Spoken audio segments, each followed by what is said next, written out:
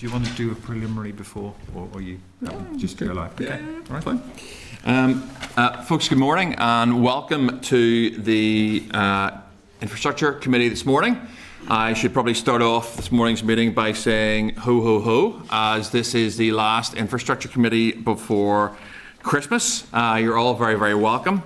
And we have a couple of members who are going to zoom in to us this morning. The committee this morning will receive oral briefing from the Assembly's RAISE service on major capital projects. It will consider responses in relation to the Water Sustainable Drainage and Flood Management Bill and steps around the scheduling of oral evidence. It will consider a written briefing from the Department for Infrastructure of the Speed Limit Review 2025 and also consider two statute rules and one proposal for statute rule that are not subject to Assembly procedure. I just want to remind people in the public gallery that they can use mobile devices, but they should not take photographs or video during this committee proceedings. And if members are content, we will proceed through the agenda. And the first thing is apologies. Do we have any apologies this morning? Melissa, sure. We have, sorry, Cahill? Melissa, okay, and Peter McReynolds, our apologies. I know that I can see Stephen on screen. I know Justin is virtual, and I know that the Deputy Chair, John, is also coming in virtually this morning. Do we have any declarations of interest?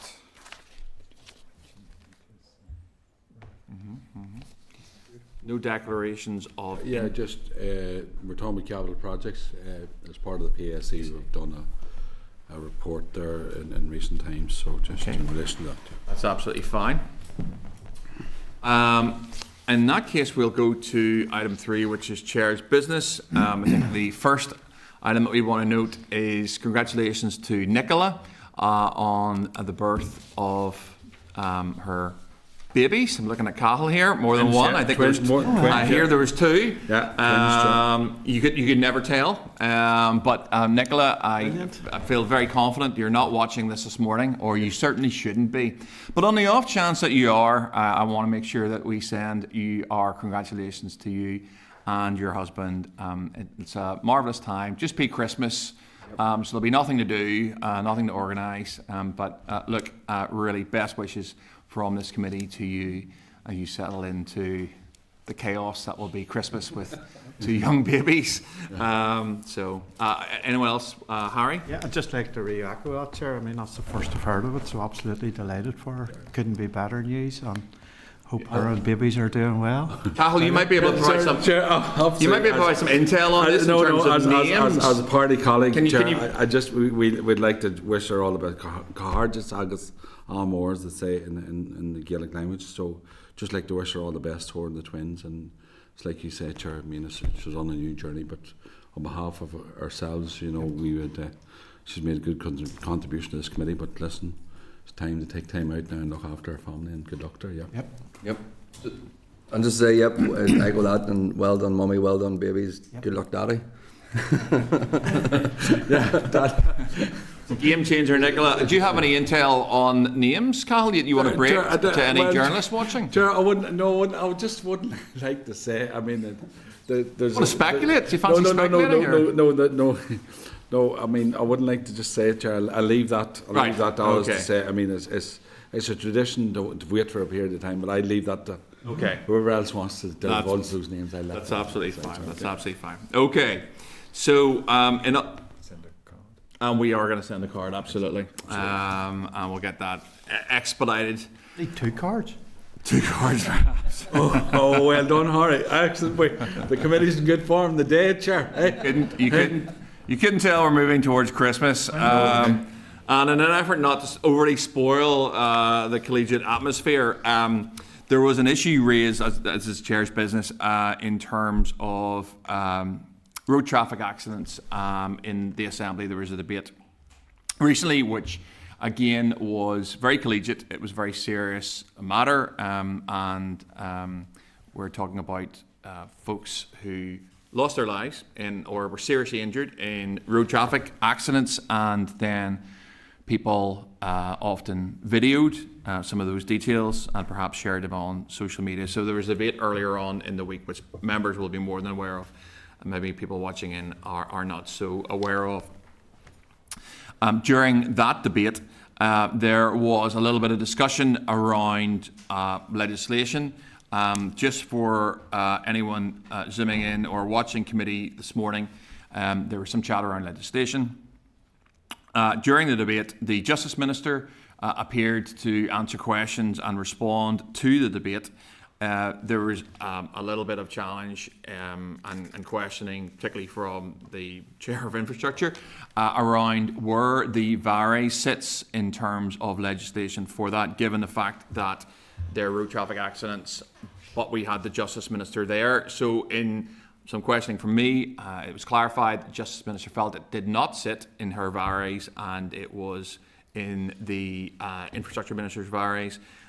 There was a little bit of pushback then in terms of that debate that perhaps it didn't sit in the Infrastructure Minister's VARIs. So regardless, I think this perhaps a piece of legislation, and I know there's some chat about Kiva's law. Kiva was mentioned, and I think her family were actually there during the debate around whether or not legislation can be brought forward within this mandate to address this.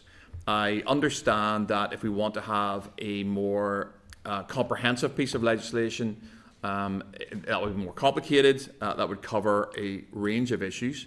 But if it was singular to RTAs, then my understanding at this point in time is that what probably would be the Minister for Infrastructure would need to bring that forward. My suggestion to committee, and I will open this up, is that we write to the Infrastructure Minister, in the first place, clarify, does she feel that she does have the VARIs to do this? Because clearly the Justice Minister pinged her in that debate and made pretty clear that she didn't, and it was the Infrastructure Minister. So in the first instance, does the Infrastructure Minister have the VARIs to bring this forward? And if so, is she considering it? I think those would probably be two questions that I just want to get clarified. I'll pause there and open it up to anyone else who wants to come in. Of course, I missed the debate. I mean, obviously, I'm happy enough to write the Minister. Just I never even got checking out the answer to see exactly what was said. So, but listen, if it's case writing the Minister, fine. But I don't know any more of the debate. I understand what's any of the resolutions or conversations was. To be fair, you know. No, I think just to have a bit of a point or a few points around. I think you're right. It was a very it was actually quite a moving debate, especially from some of the contributions, not least our former committee colleague, Mr. Durkin. That was particularly moving. I think, yes, any clarifications that need to be sought should be sought. I just wonder as well, is there any merit, as you know, for sort of an information campaign? I know we do sort of, you know, there's lots of stuff done around road safety, you know, drink drive, drug drives, all the rest of it. Is there any possibility of even integrating this into any campaigns? I'm not sure. And just to reiterate, just sort of semi-astounding that we're having a debate of why people shouldn't video at the side of roads of road traffic, and just to reiterate our thoughts with anybody that has lost life, and just the madness of having to, you know, the only reason you should be using your phone is to call emergency services, and or even, dare I say it, try and find some use of be it first aid or something to try and aid at the scene with whatever you feel comfortable with. But yes, thank you, Chair. Okay, no, it's fine. Stephen? Thanks, Chair. Yeah, it's just to echo the thoughts, I suppose, that, you know, it's important that this isn't allowed to sort of fall between the stools as such, you know, between either minister. And I think now is the opportunity, when we still have some limited time, to, you know, to get that clarity. So I would certainly concur with what you said, Chair, because I think it's too important for this to potentially fall through the stools on that. So where you maybe a case where both ministers are maybe passing the responsibility onto each other, and obviously, you know, there's no positive outcome of that. So I think it would be good to get that clarity, certainly. Okay, no, thank you, Stephen. Nobody else indicating. Do we have agreement? Sure, just give us Sorry, a go ahead, brief Cal. overview of the conversation we were on the other day, can you, in the Assembly debate? Was it Assembly? Yeah, it was on No, I know what the debate was, just an overview of what people were saying, the general Monday. consensus of what was said. Just Yeah, so essentially it was regarding, RTAs and Yeah. videoing them. Justice Minister was there. I did ask the Justice Minister why she was there, given the fact that it was RTAs and so forth. I think she made the point if she didn't come, there wouldn't be an executive response to that. If I get any of this wrong, please, other members come in and correct me. I then sort of asked where the varies effectively lay, and she did seem to very clearly indicate that within the area of RTAs, it was the Infrastructure Minister.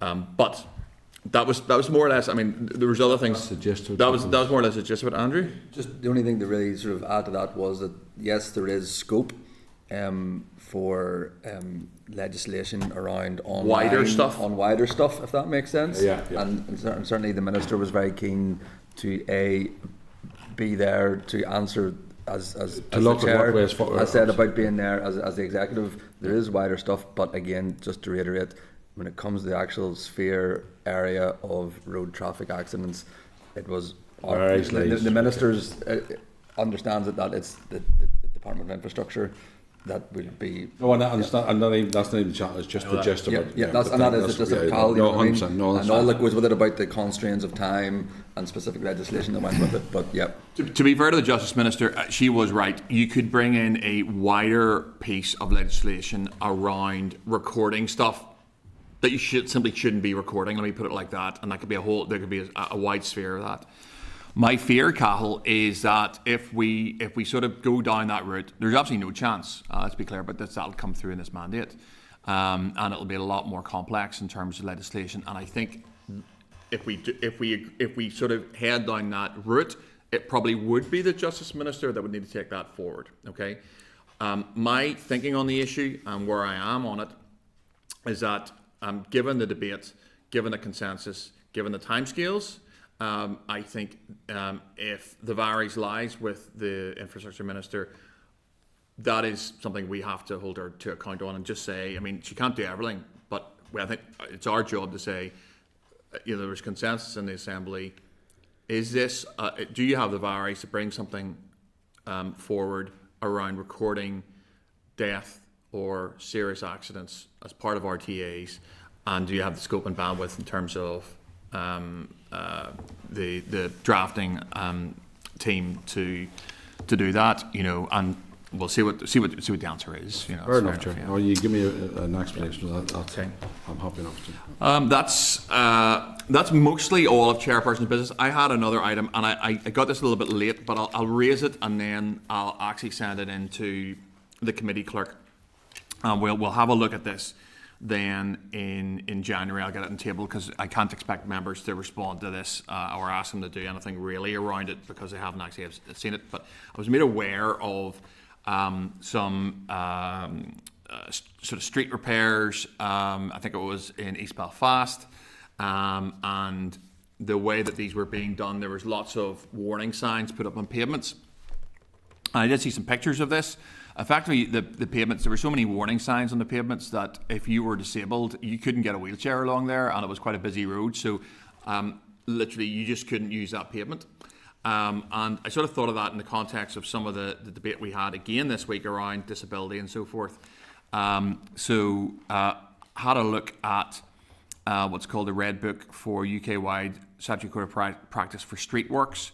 And Chapter 8 provides broad principles for maintaining safe pedestrian access, but does not specify any minimum unobstructed footway width, which effectively means, I suppose, utility companies can come in, put up big warning signs, just block pavements.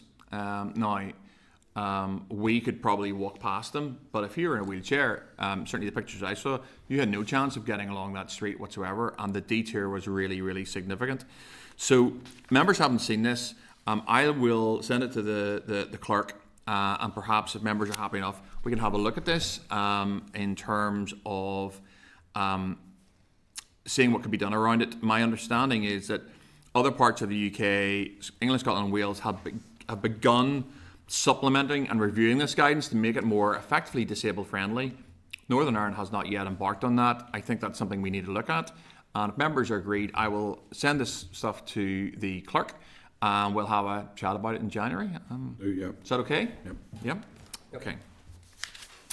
That's all Chair's business. Takes us on to draft minutes. Point 4, the minutes are on page 7 of the committee pack, and I just need to get members' agreements that they are a true reflection of what was said. Are members agreed? Agreed, Chair. In that case, I will sign the minutes. And that will take us to item 5, which is matters arising. Do any members have any matters arising that they want to flag up? Just to say, Chair, good visit last week at the Suds. It was very informative and educational for us all, I think. And very It was. useful. It was really excellent. And it was brilliant to be there, Harry, and see firsthand what a soft sud looks like, and have a bit of discussion around there. I mean, one of the interesting things that from that visit, apart from the really good area that the Suds, the way that they used that area as a Sud, was the slight ridiculousness of having a fence then around it and the entire Sud being fenced off. I believe that was a planning condition. You could have had a 4-side football game down there, albeit with slightly steep banks.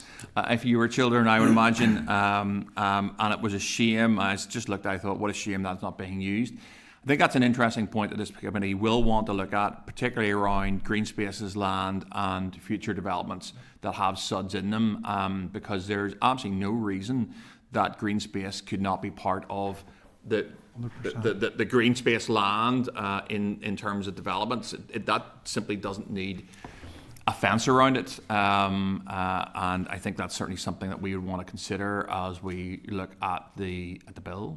Yep. You know, As you say, Chair, there was an area that we could see that was a green space, and then there was the Sud. So really, the green space could have been used for maybe more building, dare you say, and the Sud incorporate the green space. It would make more sense, make it more acceptable, make it more viable. Yeah. Thank you. Yeah. Absolutely. Cahill? Yeah, Chair, listen, I thought it was an excellent exercise, and it actually presented more questions now, and I know we're going to go through the legislation.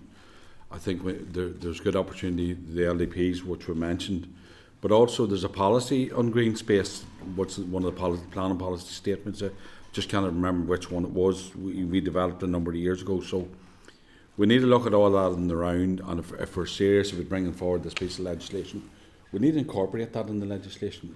It may be a small part of it in terms of our overall the three-pronged approach, but I think it's going forward. I think that's the sensible thing to do in new developments. And you know, one, you're right about the fence and everything else.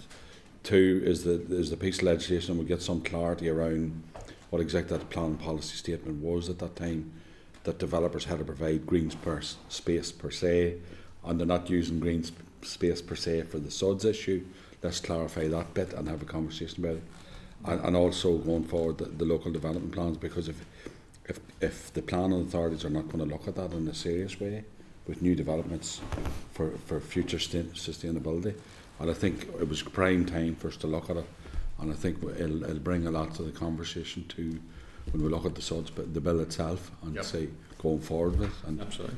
You know, but I thought overall it was a very, very good exercise, Chair. Very good. Andrew? Yeah, no, just really to concur. I think as well, we do have to be very cognizant of how the Suds and those spaces can also benefit biodiversity and such like. You know what I mean? I think, but I totally agree. Having that lovely space fenced off was actually quite jarring for me. The only benefit was that it wasn't like a palisade fencing nearly, you know what I mean? I mean, it could have been a lot worse. Yeah, no. And the other thing, just again, I'm not sure it's a done thing, but would it be possible to send a note of thanks to the Civic Centre, the Antrim Civic Centre? Just, I mean, they're very hospitable to us, you know, and I think it's always nice to say thank you, Chair, if that's okay. Nope, absolutely, we can do that. And thank you for the scones, sir. Well, that was in my head. Scones were excellent. I don't want to say it out loud, but There you go. No, Chair, just clarify that point. I understand the fence. Scones point. See the fencing issue.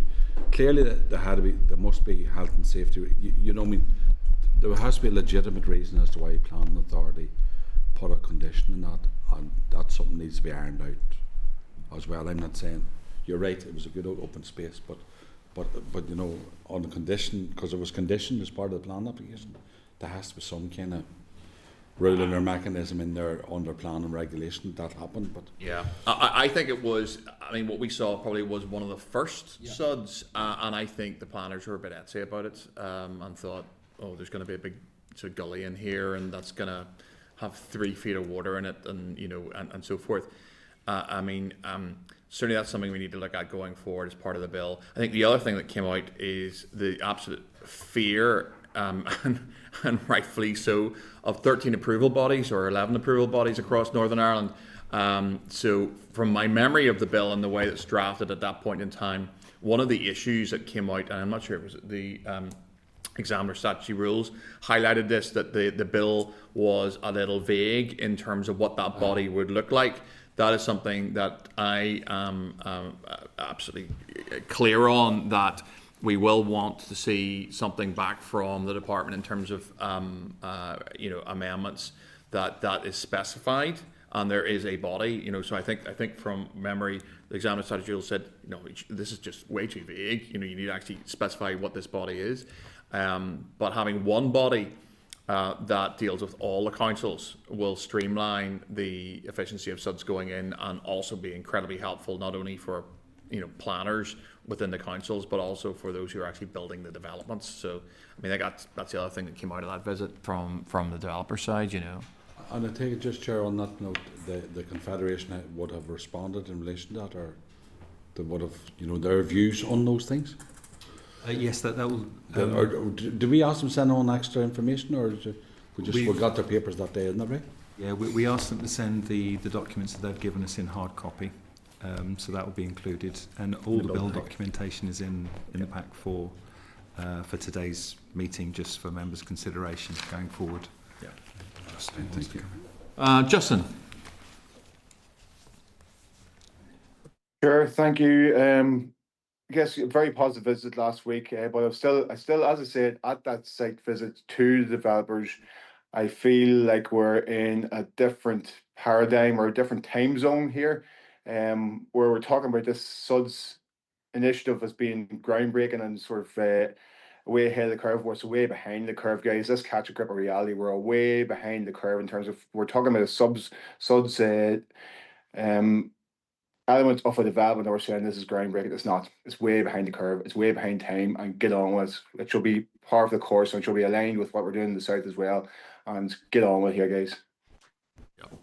Okay, nope, thank you for that, Justin. Andrew? Chair, I don't want to drag the point out, but I think there is point 8 on the agenda. We are talking about it now. Is it okay just to make a few more points that on this? Just, sure. I mean, just then it'll save time later on. Maybe it was just really one of the points as well. When we talk about the biodiversity and sustainability in some of the responses to the consultation, that maybe in point 8 was actually how SUDS may impact on already established woodlands, if that makes sense. So again, I mean, it's certainly not to throw the babies out with the bathwaters and all the rest of it, but it's just to consider both sides of it whenever we come to this legislation. But I think it's really important, and I think, we're not playing catch up, we're just dealing with it as we have approached it, and I think it's really important, and I think everyone in the committee thinks it's really important, and we're looking forward to progressing it, Chair. Absolutely, and that's fair enough, Andrew. Okay. And Chair, just in some of the comments, we're not saying this, the panacea is new. We're going through a piece of legislation here, so we need to look at what we incorporate in that piece of legislation. That's the whole point of it. Yep. It's not saying we're saying SUDS is not new, or there's no other examples out there. We have a good opportunity to incorporate this here. That's what the legislation is about. Yes, and it's good practice. And as came out of the visit, and we'll close it down with this is moving forward. This is not going to solve, and they're very clear, this is not going to solve our wastewater problem. It's just not. But you know what? It is the right thing to do. It's the right path to be on, and we're setting an agenda for the future. And you know, in terms of doing that, we got to start somewhere, and it's started, so that's fine. Okay. Is that Matters Rising? No, it was, yeah. Okay, so 7.5. I've got one short one, and it was around the Kilray Bridge. And we last week had agreed to write to the Minister of Communities to ascertain if there's any work ongoing to provide support for businesses in that area affected by closure. I would want to put maybe an addendum to that. It was brought to my attention that actually the DAERA Minister actually has responsibility for small villages. Apparently Kilray is a small village. And I think we should also just, as we're waiting for a response from the Minister of Communities, I was wondering if the committee would agree to write to the DAERA Minister as well and ask if he was willing to support businesses affected by the Kilray Bridge closure, if committee are happy with that. Okay. And that is Matters Arising finished. That takes us on to item 6, which is correspondence. The core memo is at page 18. And I will just take you through that and raise a few issues along the way. And then if anyone has anything else before we note stuff, please come in. At page 24, there's a response from the Minister for Infrastructure to committee correspondence regarding the source of funding for the A5 project. And I believe this is something that both Justin and I had asked around. Just to seek committee agreement to write to the department requesting that the committee be provided with an overview of the process for drawing down shared island funding once it is agreed. So that's more a point of clarity around that. Are committee happy enough with that? Yeah. At page 34, we have a response from the Minister for Infrastructure to committee correspondence regarding a request for information on the oversight of utility companies when undertaking works. This is an open one, folks. If anyone has any views on that response from the DFI Minister regarding utility companies, it's on page 34 if you want to flick to it. Andrew? Yeah, no, I think, I noted that myself. Chair, I think, sure, like many people here, it is a bugbear of constituents that a road is dug up and it is then repaired, and the repairs are certainly not up to the standard that the road, nice smooth tarmac was, and then within a matter of years, it's certainly not the standard that it was, and in fact, if not worse.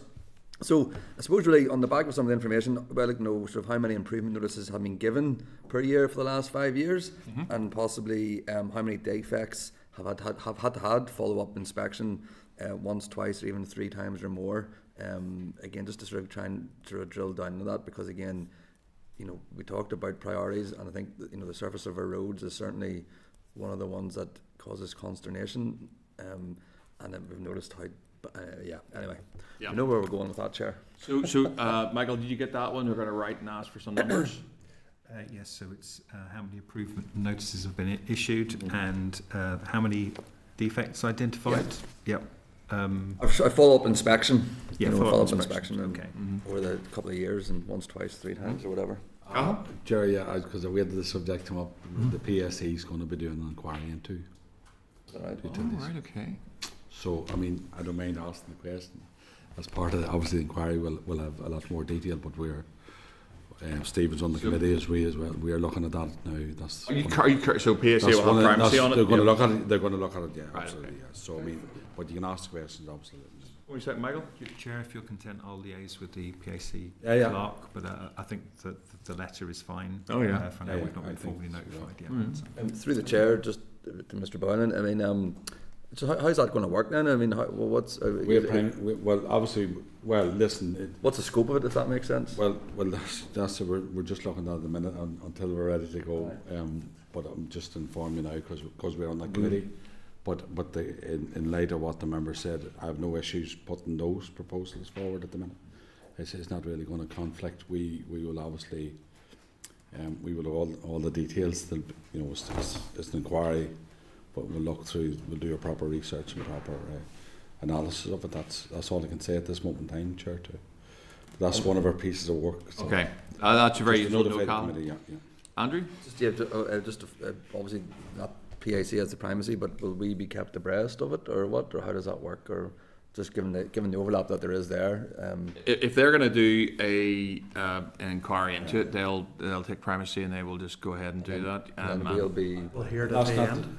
that's not to stop anybody asking questions, Chair. I mean, it's just, but normally the practice would be to wait, because we'll get all the detail and all the, we'll have all the presentations in relation to all the data analysis of it. That's. Do we have to ask for any final outcomes or what? Or that's the point I'm trying to make. Sorry, Chair, forgive me for being naive about this. No, the PAC will eventually report on it. We'll see that. And we'll bring back recommendations. But all the things that you've raised are certainly being chatted. Oh, I can imagine. As part of the process now. Yeah. So. Okay. So. Okay, that's fine. Nobody else has anything particularly on that. We've got some action points from that. Page 37, we have correspondence from the Department for Infrastructure providing an update on its review of Class C taxi licensing. There is a link there that the department provided to us in terms of where that consultation is. It's closed 5 days ago. So in case anyone's thinking of replying to it. Look, in terms of this, I'd like to seek agreement for us to write to the department requesting some written evidence on the options which are being considered in advance of any formal consultation regarding it. It may also be useful for us to hear from the taxi firms, I guess, in terms of what their view of all this is. It's an important aspect of the department itself. They obviously hold the virus fort. I don't know if we want to, or we have the ability to reach out to a few firms and get some of their views on this, or do we just wait until the end of the formal consultation? But that's going to be months, I would imagine. I'm open to any views on that. The officials are still planning to present the Minister with an options paper on potential changes to Class C taxi policy by the end of this year. Okay, well that's probably 2 weeks' time, with any proposals being subject to formal consultation in 2026. I guess my question really is, do we want to reach out to the industry and ask for their views on where we are on this stuff or not? This is going to be so in case people aren't up to speed with taxi policy, Class C is an important aspect. It used to be, my understanding is, it used to be sort of wedding hire cars. Yeah. Now it is Uber are covered by this.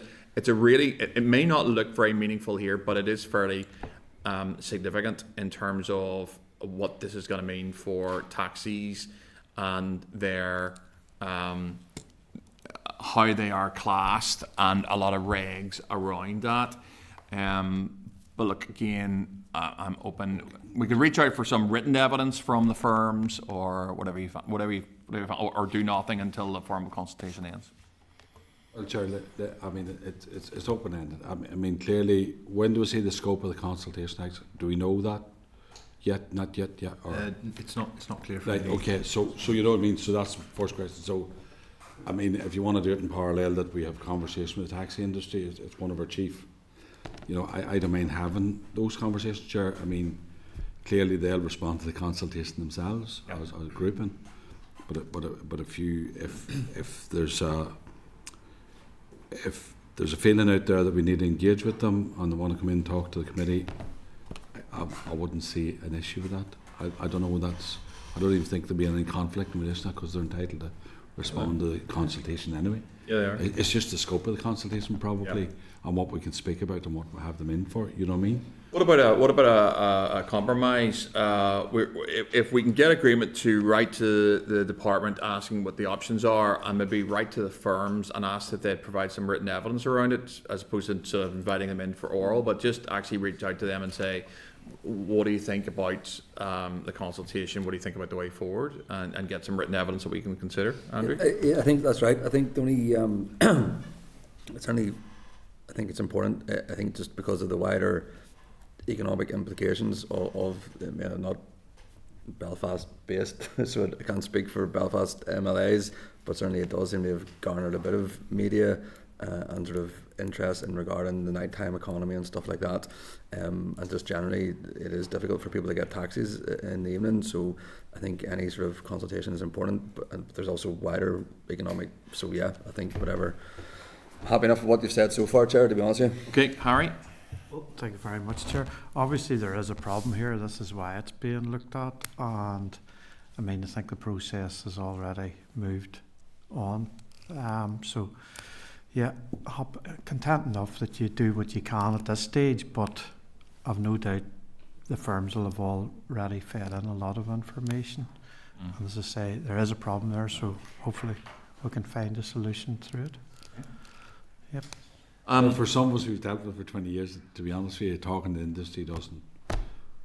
You know what I mean. For myself, I don't mind giving them a voice if that's the case. But if you wish to get written evidence for now and say we're at 100%, I mean, I'm a newbie, of course, Cal. But no, 100%. I think it's. Like I'm sure you're. Around, so. I know that. Yeah. Oh, look. So we have committee agreement to write to the department asking the options that are being considered in advance of any formal consultation. We also a committee agreement to reach out to the major firms and ask them to provide some written evidence around these changes, and then subject to that, it's open for the committee to invite them in to give oral evidence in front of us. At page 43 then, there's a response from Advice NI to committee correspondence regarding private car parking operators. I don't know whether we have John online. He's going to kick himself for missing this one because this is his big thing. This is his baby. This is his baby.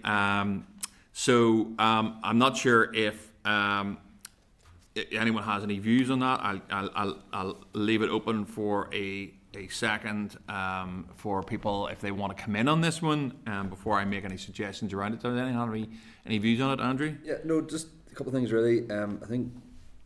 I mean, empirically, there's a definite trend there of increasing, which is it's curious. So that sort of sparks an interest.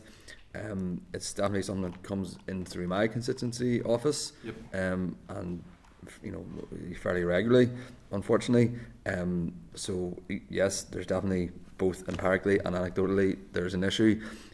So whatever further thing we can do, but also just again. To Advice NI, they are very helpful and knowledgeable in dealing with these things. So I think kudos to them as well in the service they provide. So I'm not sure if it's getting those guys in. I'm not sure where you're thinking of taking it, but yeah, as chair, I think it definitely is something that needs looked at, and wherever Mr. Stewart is. But if you're listening, Johnny, if you're listening, he's missing a good one here. I mean. I somebody who got a parking ticket on my it's safe enough because my wife isn't watching this. I can be pretty sure of that because she's not aware of it. But she is not. No, she won't. There's no chance she's watching Infrastructure Committee. I can assure you. I actually have one of the apps, and I got out of my car to go to my constituency office, and had the ad open and so forth, and you know you just ping through a few things, and then you hit start. And I never hit start. I was actually I took when I parked. Then somebody called me, so I was getting all my stuff together, completely out of my head. £45. There you go. Bing. The other thing I've noticed is that now the companies are charging you full cost for the whole day and reimbursing. So I got charged yesterday £5 5 pence, and I think I used 90p of that on one of the apps. They apparently hold that money, and are getting interest on it. Is that right? Maybe. Yeah, they send it back to you about 3 days later. These are all recent changes, as far as I'm aware. There is something that we could look at in regarding that, I would imagine. My view is look. Undoubtedly, we're waiting for responses from Consumer Council and Trading Standards to inform next steps. Personally, my view is we invite these companies in and to committee. And we ask them some questions around how they're operating and so forth. They can choose not to come in. I, of course, will highlight that at committee that they've chosen not to, and do my best to make a media story of it.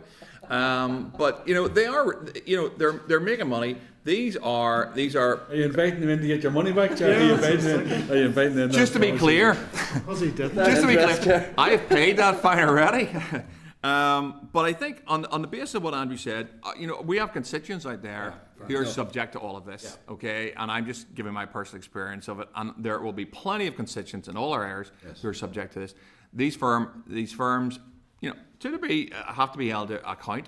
I am particularly interested in the recent change that they now don't bill the cost of parking. They bill, certainly in my experience, on one of them, I can't remember which company it was. I think it was Ringo. They billed me the full amount for the whole day, £5.5, and then they will obviously, however much I think I use in that EP, they're going to reimburse me whatever the difference in that is. And I'm wondering where that money is, who's got the money, are they earning interest on that money, why have these changes been made, who has oversight of these changes, and how did it come through? And those are all very legitimate questions for this committee to ask, because this does sit within infrastructure. Anyone got any comments on that? Okay. Actually, to be fair, Carl, Stephen had his hand up there. I'll let Stephen in first. Thanks, Chair. No, it was just to echo those concerns, and I think one of the issues is the sheer range and differences of, you know, there's so many different providers and apps, and then obviously you have the added layer of private shopping centre car parks, for example, and so many, you know, businesses now. It is confusing for all motorists. And I think it is an issue that we could get our teeth into a bit, certainly, you know, within the committee. And, you know, even your own experience is testimony to that confusion. But, you know, it is an issue that impacts all of our communities, really. And I think it's just the sheer range. It's hard to quantify. It seems to be growing every week nearly. There's a new different provider, a different app required, where I think if there was more uniformity, you know, it would be a lot more user-friendly for everybody. Yeah. No, thank you for that, Stephen. Cathal, you want to back in? Sure, I would have thought you'd been leading by example, this committee, but it seems you're getting to take it every other. Honesty and transparency is always the best policy for a politician, Cathal. Chair, I agree with you. You're right. Right across each constituency, we have the same issues. There's no two ways about it. And if it's a case of inviting them in, we just do we have we sought any of the legalities or advice in relation to that matter? Can we do a wee bit of homework on that before we? In terms of, you know, I mean, because that's generally is the question, especially the private car parks, what they're entitled to do. Now, you may have mentioned this before, Chair, but just a wee paper on that before they come in, or advice on that before they come in. If I can just draw your attention to that there was a paper from Ray's on car parking charges that members received a few weeks ago. Yeah. We could send that to you again for your consideration. Just to refresh, of course, before they come in. The raised paper, as often they are, was excellent and covered off a range of things, including, from my memory, a piece of law that isn't adopted in Northern Ireland but is in place in England. That means that in order for a car parking, and I think this is where we get at odds with what Advice and I had stated, there's a law that is not in place in Northern Ireland, which means that in order for a firm in that private shopping centre example, that actually the firm in question have to prove that you were the driver of the car, and if you said, you know, so for example, if you said, I don't know who was driving that car, they can't. For my understanding is they can't prosecute you. So I don't want to get into contrary advice that Advice and I have said, and the raised paper and so forth. And I know that the raised paper wasn't legal advice, but there's obviously enough here. I think we can get our teeth into. 100%, and that's grand. I'll look back over that. Just send me what date it was. There's a smiley in the background there. Guys, just send that. We'll find a couple of weeks ago, 3 weeks ago, was it? Yep. Justin. Thanks, Chair. Just reiterating the reality that parking inconsistencies and their approach torments our constituents on a daily basis from every walk of life. Who regulates them? Has that been included? I'm not sure. Has that been included in the raised paper? Who's responsible for regulating parking companies on street and private parking companies? Where does the ownership lie there? Okay, Justin, it's a good point. We'll include that. Michael's going to take a note of that one. We know that this falls within the general area of the department and the minister. We'll get some clarity around that when we get some more information back in January. It's a good point. Are members content with that item? Happy enough in terms of where we're going? Then I'll take you to page 48, which is a response from the OEP to the committee correspondence regarding OEP's investigation and the DFI and DAERA's role in the pollution of Belfast Lough. And subject to any other members having any thoughts on this, I would want to seek committee agreement to schedule an oral evidence session at the conclusion of the investigation to consider the investigation's findings. Members who are happy enough for that? Great, yeah. Yep. Page 51, we have correspondence from Mobile UK regarding planning reform in Northern Ireland. And I did recently meet Mobile UK. I had a very interesting session with them, which was useful from my perspective, as I am, unlike other members, getting up to speed on a lot of issues that this committee obviously scrutinises. I just want to take members' views. The evidence is, the written evidence is there. And I need to establish whether members wish to receive oral evidence from Mobiles UK on the issues outlined in their correspondence, which you will have no doubt read. I do note that prior to this evidence coming in, Mobiles UK and Cornerstone were already on the forward work programme to brief the committee, particularly around issues around planning, which comes up a lot on this committee. And we might want to take the opportunity to, if we're going to take one of them, take them both at the same time to save the committee 2 evidence sessions and invite them in for oral evidence in January. That's just a suggestion, but I'm happy to take any views on it. Yep. Happy enough? Yeah. Okay, we'll do that, Michael. So that'll be both of them in the same time, 4 of them probably in front of us. That's fine. That'll save us a wee bit of time. At table papers at page 9, there is a response from the Minister for Infrastructure to committee correspondence regarding Trustport's legislation. You will already have noted that the Minister has indicated that she is bringing forward legislation within this mandate, I think, around Trustport's. And we are just waiting for the next steps around that. I assume that in terms of how the department works, that they are currently in drafting stage of that legislation before it comes to first stage in the Assembly. So I'd assume that's where it's at.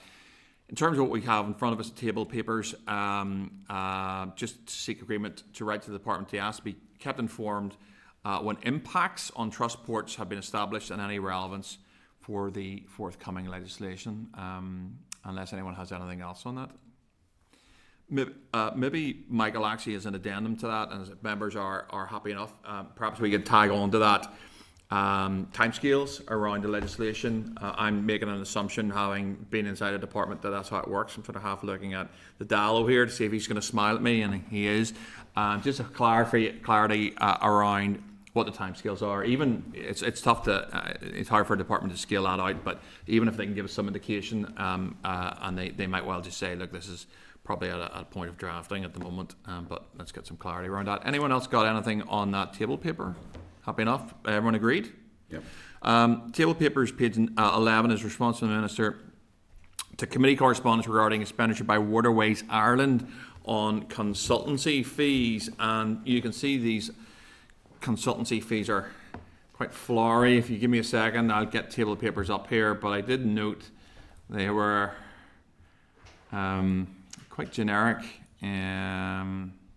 Apologies to members and anyone watching as I flick to the right bit. There we go there. So 230,000 on consultancy costs for Waterways Ireland disclosed in DFI consolidated accounts.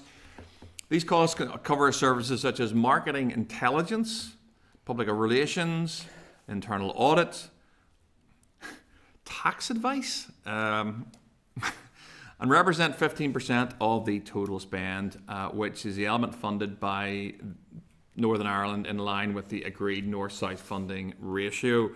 I'm not really sure that gives me any more understanding of how they managed to spend £230,000 on consultancy costs. That notwithstanding, and without any other member, suggesting anything around this, and I will take other views, of course, we write back to the Minister to ask for more detail on these costs and the rationale for using these consultants, which ended up spending a princely sum of £250,000, nearly. Does anyone of the members have any views on this you want to come in on? It seems like I don't know. I mean, is it not an awful lot of money? How does that amount of money compare with other bodies? What work is that Waterways Ireland doing to be able to provide these things in house? I understand. Listen, I get the rule for consultants, but I don't always get the rule for excessive consultants. So it's actually trying to establish if this is excessive or not. Yeah. I mean, ultimately, I have your own views as maybe you do, Chair. You know what I mean? But yeah, I think that would be where I'm at with it, Chair. Yeah, there's kind of a few things stood out there, but I just, when I read tax advice, I nearly laughed out loud. I honestly thought, tax advice? Anyway, I don't know very much about this stuff. I know £250,000 is a reasonable amount. As you rightly pointed out, Andrew, do you know what? This might be absolutely reasonable in terms of consultancy costs. We don't know.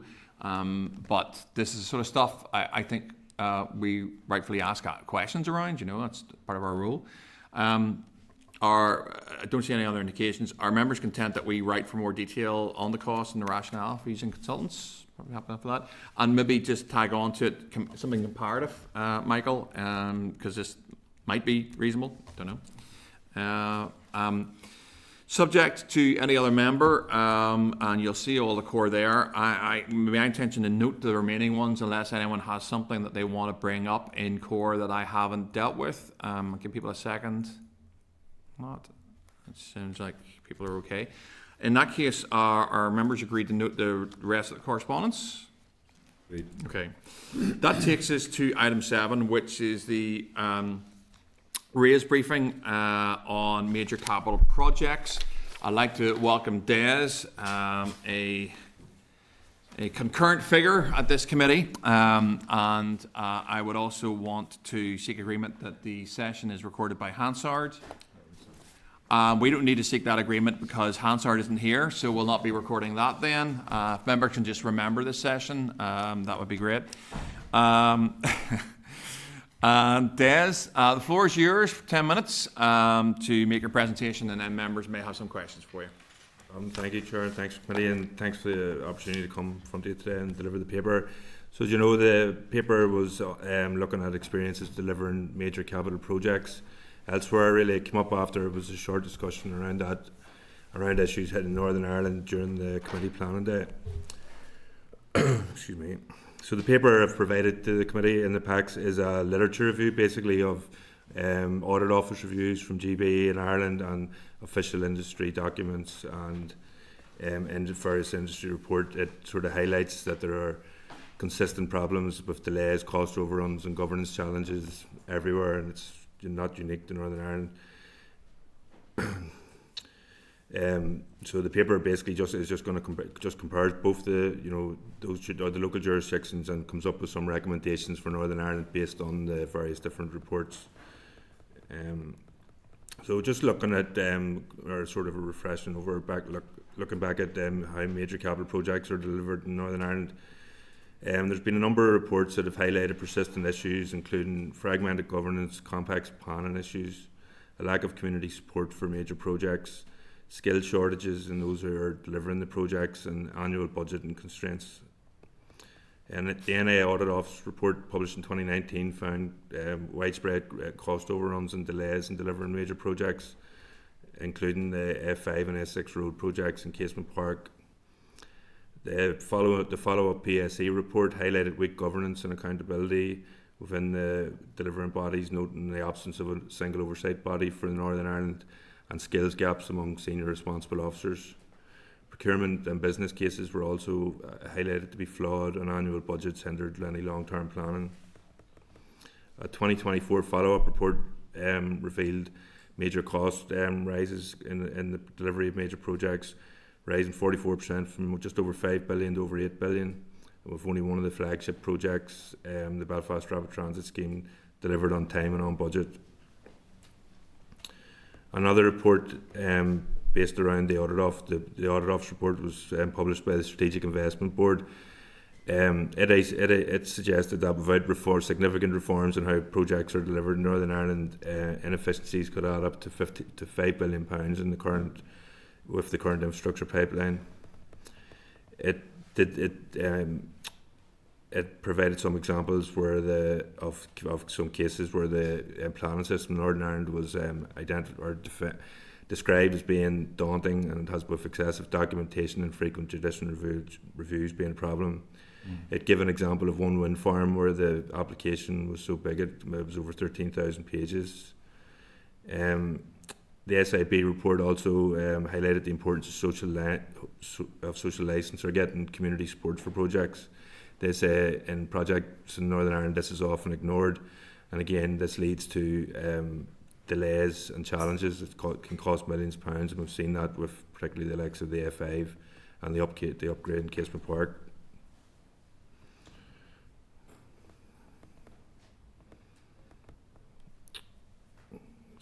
So the paper went on, and it considers how governance structures are being reformed elsewhere to improve delivery of major projects.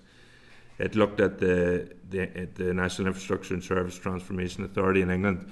This was a body that was created by merging the National Infrastructure Commission, which was a largely advisory body, and the Infrastructure and Projects Authority that was more involved in the day-to-day delivery of large capital projects in England. NISTA, which is the name of the new body now, combines long-term planning, life cycle oversight, financial advice and governance assurances over the whole of the sort of 500 billion UK government pipeline. Its remit spans all aspects of project management, from planning, oversight, financing, etc. Northern Ireland has looked at the possibility of an independent infrastructure commission. Ministerial advisory plan recommended establishing one, and the executive committed to doing this in its COVID recovery plan. But as of February 2025, no decision has been taken, and this remains with the executive. The Audit Office and PSC looked at this issue and suggested that the absence of a single oversight body continues to cause problems with project delivery in Northern Ireland. The people who have called for this infrastructure commission have suggested that it would provide central monitoring for all projects and embed expert advice and assurance for projects, and it would publish a transparent pipeline and coordinate across all the different governments for delivery of projects, streamlining it. This could address the PSC's criticisms of the current delivery processes, and particularly addressed issues over costing and scheduling. The paper looked at a number of specific projects elsewhere. It was harder to find projects that were around that come in at the same kind of cost levels in Northern Ireland. For example, like in England, a lot of reviews have been done of what they describe as mega projects. So HM Treasury did a review, value for money, on magical projects like HS2, which is obviously high-speed rail, which is a high-speed rail project, Sidwell, which is a nuclear power plant, and Dreadnought, which is a military project. But really the same sort of problems were identified, unrealistic early estimating, political pressure to change things up, convoluted governance, stop-start budgeting, scope changes without any impact assessment on the overall outcome of the project, and skills shortages as well across all these different projects. These all sort of echo the experiences in Northern Ireland, even though the scale of the projects was much larger. In the paper, I reference a report by the National Infrastructure Commission on the cost drivers in major projects, and it highlighted a number of systematic pressures. It noted that the cost of building infrastructure in the UK is rising faster than GDP per capita. Planning and consents are stretching far longer than they should, 2 years as opposed to a 4-year target. And the repeated scope changes to major projects inflates budgets and causes delays. The Infrastructure Commission report argues for long-term budgets. Now, that's arguing for budgets that are longer than 5 years. It gives the example of Germany, where they have budgetary commitments that go much far beyond, to go across the life cycle of a project, and that brings down costs by supporting efficiencies. So obviously that would be a big issue in Northern Ireland, where we're still subject to 1-year budget cycles. So it just highlights how inefficient the current funding system is here. Another paper looked at by me in the paper was by the Institute of Civil Engineers.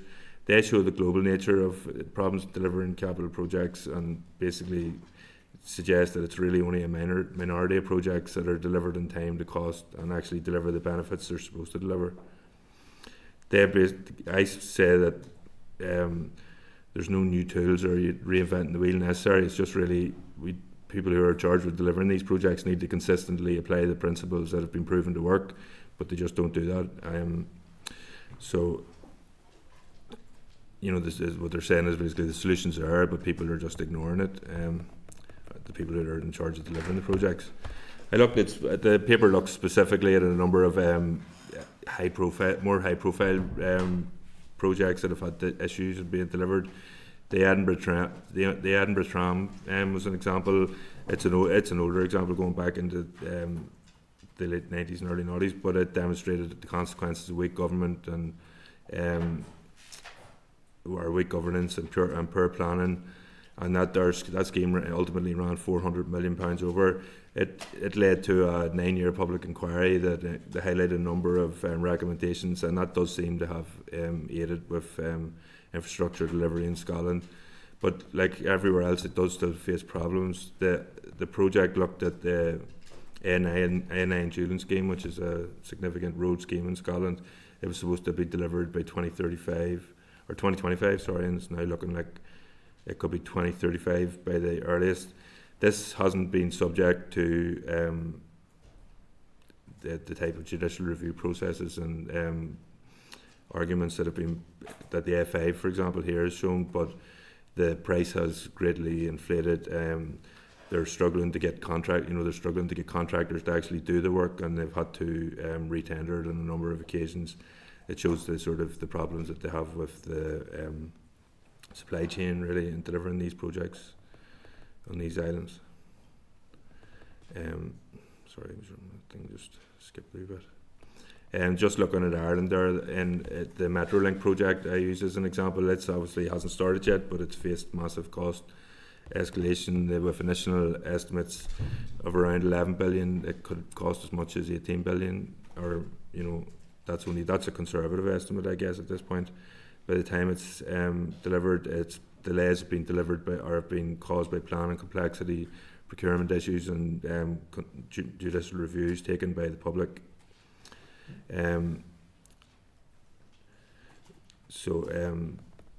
We don't really have any projects of that kind of scale, but as it just emphasises, the problems are just common everywhere, and they're people are having, the delivery of projects is having the same sort of experience. People delivering projects are having the same experience. But the paper that's basically the conclusion of the paper. The delivery challenges are not unique to Northern Ireland, but they kind of maybe bite harder here.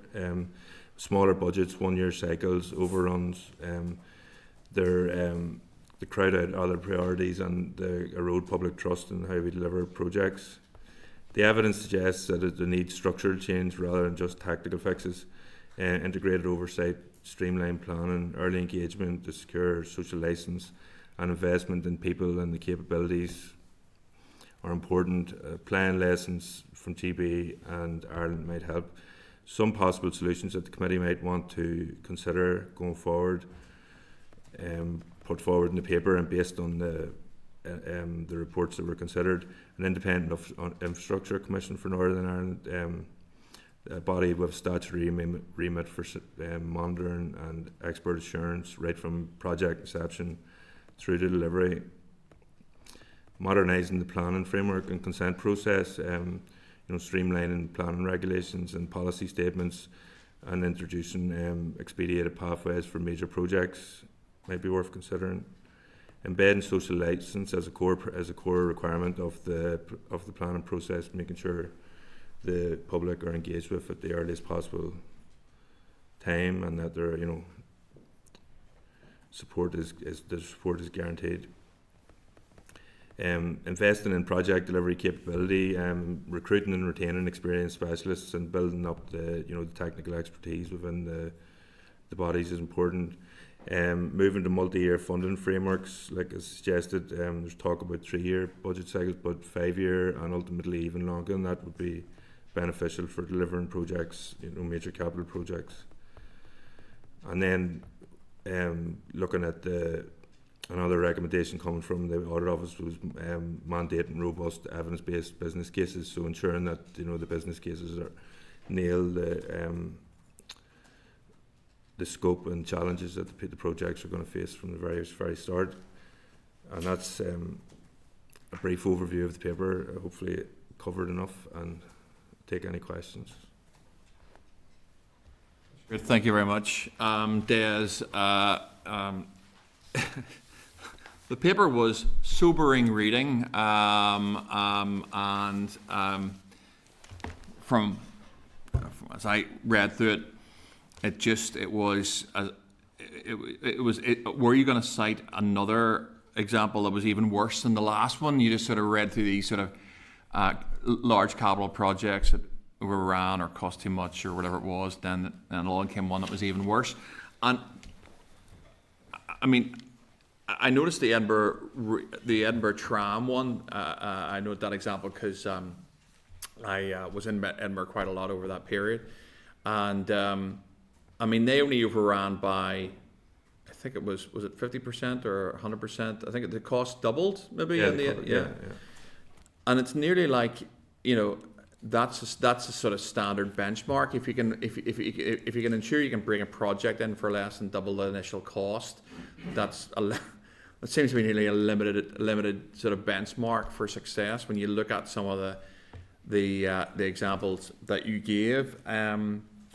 I picked up a wee bit on your possible solutions.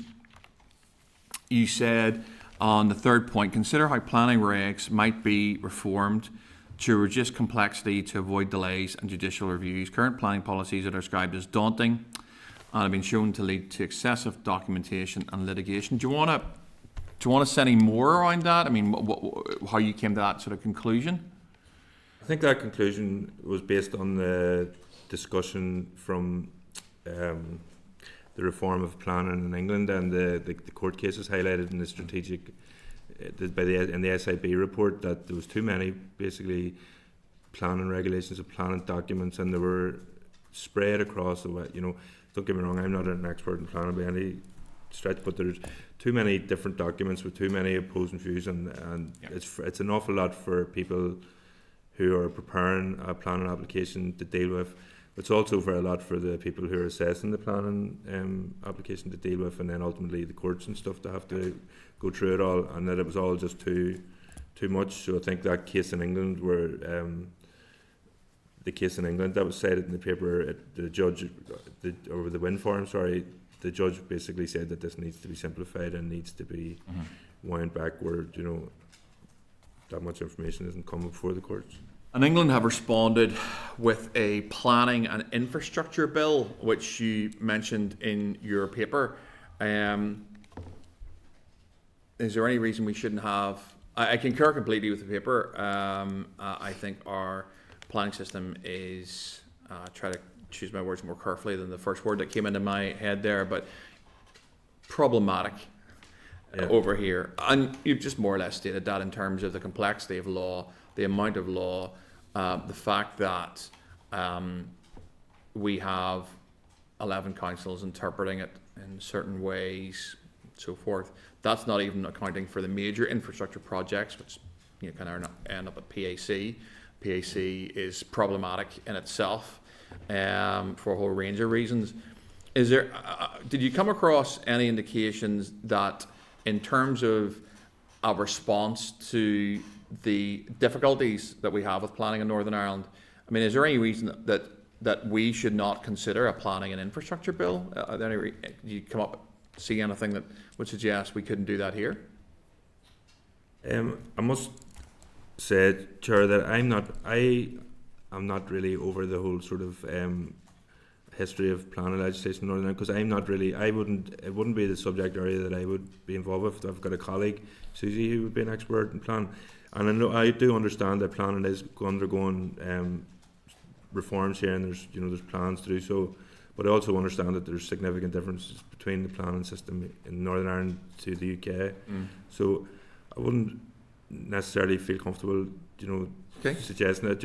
I do think that there's a lot of, you can see that I have looked at that bill, and it is progressing through the House of Commons with, it seems to be a well-supported bill, and the intentions are to streamline the processes, and I absolutely think that that's an important thing for everywhere. If you can streamline the processes and make them simpler, but if there was any more detail or anything, you want to, could maybe have a chat to the clerk and get back to you with some more information. Let's find this.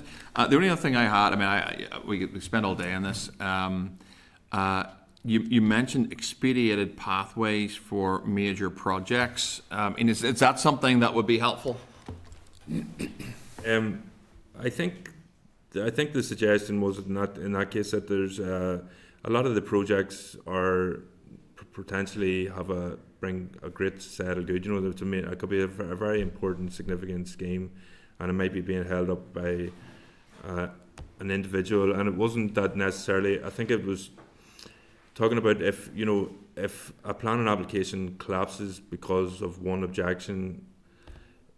Is that good because then it's going to have to go right through the whole process again, or is there ways that you can say, right, okay, well, there's been a mistake here in terms of that aspect of the planning application, go away and fix that and come back to me, and we'll go back to, we'll proceed with the process. So it speeds things up rather than the process keep being reset at every time there's an objection. And I think obviously that would be helpful in terms of the projects, if in terms of delivering a public project like a road project, if there are, staff and machinery and all these things ready to go, but the project can't proceed on a possible technicality. And I'm not speaking about any project in particular, just, if there is a way to, to make it, to rectify those issues quicker, then it would be probably beneficial. Yep. I would reflect that, I've certainly had conversations since taking on this role with folks who, like to come to Northern Ireland, like to invest in Northern Ireland, like to build in Northern Ireland. And, they are deeply frustrated by our system here. And a lot of this, and I think of one example in particular, we have our climate change targets, we have focus on renewables, and they come in quite a variety of different forms. But even putting in major infrastructure around renewables that will produce the energy that we need in the future as we run down other sources is incredibly challenging and incredibly frustrating. My fear in the middle of all this, members will pick up on other infrastructure aspects of, I'm sure, the paper. I suppose my fear is that we are in Northern Ireland losing out in some instances to the Republic, but not so much because they have their own problems around, and your paper highlighted it. Some of the problems they have is labour shortages. They have money. They just cannot get enough bodies to actually, and when they do get bodies, those bodies are very expensive to build this stuff. And that's part of that Swords connection to Dublin City Airport, and that was highlighted in your paper. But we're losing to England, Scotland and Wales in terms of some really major infrastructure, or we will do that unless we get this stuff sorted out. And infrastructure and built infrastructure is how we drive our economy. It's probably worth making that point. That is one of the cornerstones of economic success. And certainly my fear, the more deeply I get into this, the more I read into it, I remain very concerned. And planning is the key bit of it. It's one of the weakest links in terms of we've seen plenty of evidence of that in this committee. One of the weakest links in terms of getting that major infrastructure into Northern Ireland and building stuff that we need, providing jobs for the people that we represent, and in very many cases very well-paid jobs as well. So anyway, I will hand over to. No, I won't. I'll hand over to Harry, who's next in line. Okay. Thank you very much, Chair. Thank you, Des. There's just a few wee things. You mentioned fragmented governance. Is that something that you'd say there was fragmented governance, or there still is? Or?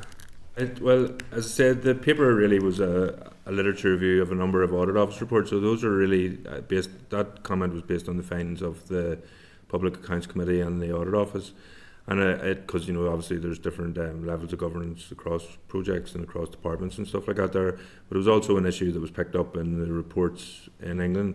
I think that's where England, with the new infrastructure body NISTA, are trying to rectify that. So they're sort of bringing all the project management, right from inception to delivery in under one roof, where that there can be addressed. So Yeah. We all like to learn from what we've done in the past. And you also mentioned there's solutions there, but some people are ignoring them. I thought that was another interesting point. Well, I think it was just a comment from the Institute of Civil Engineers, and I suppose as industry representatives, they're probably in a good place to speak to it, and they're basically saying, we've known the proper way to do things for a long time, but it's maybe, and they're just questioning why government hasn't done that. Yeah. And estimates, you're sort of like, how can they be got so wrong? Because they estimate the price of a major project, and then the length of time it takes. And there are very few that actually make it, aren't there? Like, really? No, it does seem to be the case. The increase in costs of delivering infrastructure across the UK are definitely concerning. As I said, in the report I highlight the example of Germany. It's significantly cheaper to deliver a project in Germany, but again, that's what I suppose that's the issues around. The process is more streamlined, and they have the material and the people and all there to deliver them. So that was another thing I picked up: the manpower and the products to do the job's not really available. It seems to be as if there aren't contractors fighting over to do the work. You're nearly having problems getting people to actually price it. Yeah, well, that seems to be problems in some cases. But with that project in Scotland, the A9, Julian, they've had a lot of problems with tendering there. So, and that's obviously increasing costs if there's not competition, I guess. So it is. There's maybe the supply chain isn't as big as it could be, and again, but that will come with, I suppose, a really clearly outlined project pipeline. To give the private sector the confidence to come and invest in staff and machinery and all those other things. Where whenever it's stop-start and unclear how it's going to progress, and those businesses aren't prepared, I suppose, to take that risk. Yeah. Okay. Appreciate it. Thank you, Des. Thank you, Chair. Thank you, Harry. Andrew. Thank you, Chair. Thank you, Mr. McKibbin. Thank you for coming in. As ever, it's always great to read. It's always a full body of work. So thank you. Very often, I sort of think I'm going to ask a question and then hear people talk, and then I subsequently change my question. Just, is there, and I'm asking this in response to what the Chair was saying, is there a macroeconomic model that is better suited to sort of this planning, sort of this project delivery, this infrastructure delivery? Because I'm not going to lie, Chair, when I was reading, I thought I was having flashbacks to A-level Keynesian economics. So it was, I'm not sure that's a party line anymore, but we'll leave it at that. But is that something that can be considered? Is considered that sort of macroeconomic model? In terms of like looking at how projects are funded. Yeah. I didn't necessarily. I didn't go into that in any great level of detail in this paper. But there are like as global assessments in terms of how infrastructure is delivered by other major economies, and as a sort of suggested in the paper, there's places like Germany, but they have a completely different budgeting process. So they basically allocate budgets over the federal government, I suppose, would allocate budgets over the life cycle of a project. So it's different in terms of the way the governments operate, and the budgetary cycles and stuff like that. So I don't know if any of them, whether you could provide a whole list of examples about how budgets and plans and stuff. I don't think you could. I'm not sure that they're necessarily comparable. We do know that guaranteed funding over the entire life cycle of a project is is best practice and was favourable, but obviously with the parliamentary cycle and the budgetary cycles here in Northern Ireland in particular, where it's only single year budgets, and it's not possible. But in terms of like global best practice, that is, I think, established. And what ICE, the ICE paper that I referenced in the paper, they were saying we know what the best practice is. We just don't. Yeah. We just don't do it. And yes, the Germany scenario sprung out at me too. Again, for having how much cheaper it is per stretch or whatever it was, but then also that continual.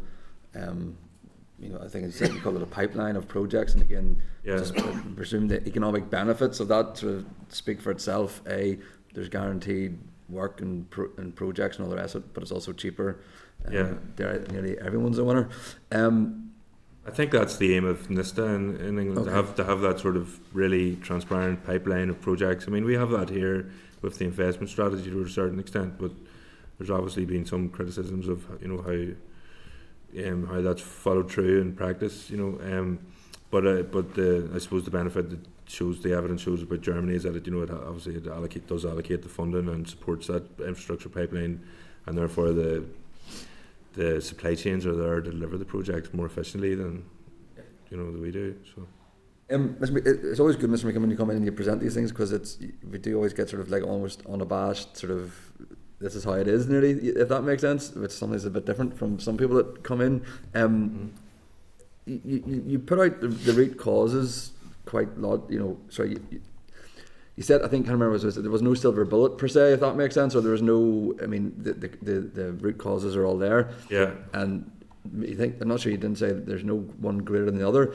Did you get any inclination of like a logical process? Or how do you approach those? I mean, is there one that you would need to approach first to then sort of set and train the next, if that makes sense? Or is it just a matter of grabbing it as you see it? I think the root cause section was a report by the Strategic Investment Board. So they were responding to the Audit Office and PSE reports that were done looking at the problems in Northern Ireland. They looked at policy, process and people, and they just identified obviously that right from that each one of those, I suppose, pillars or whatever are important. You need to address the issues around planning and as the policy end of things, and you need to fix the processes and how they work. And they were particularly keen to emphasise the importance of engagement, and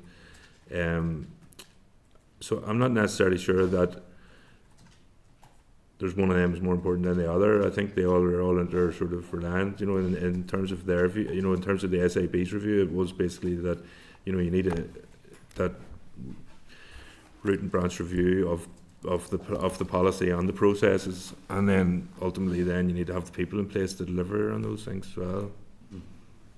Just one final one, the one that also I think the social license aspect of it.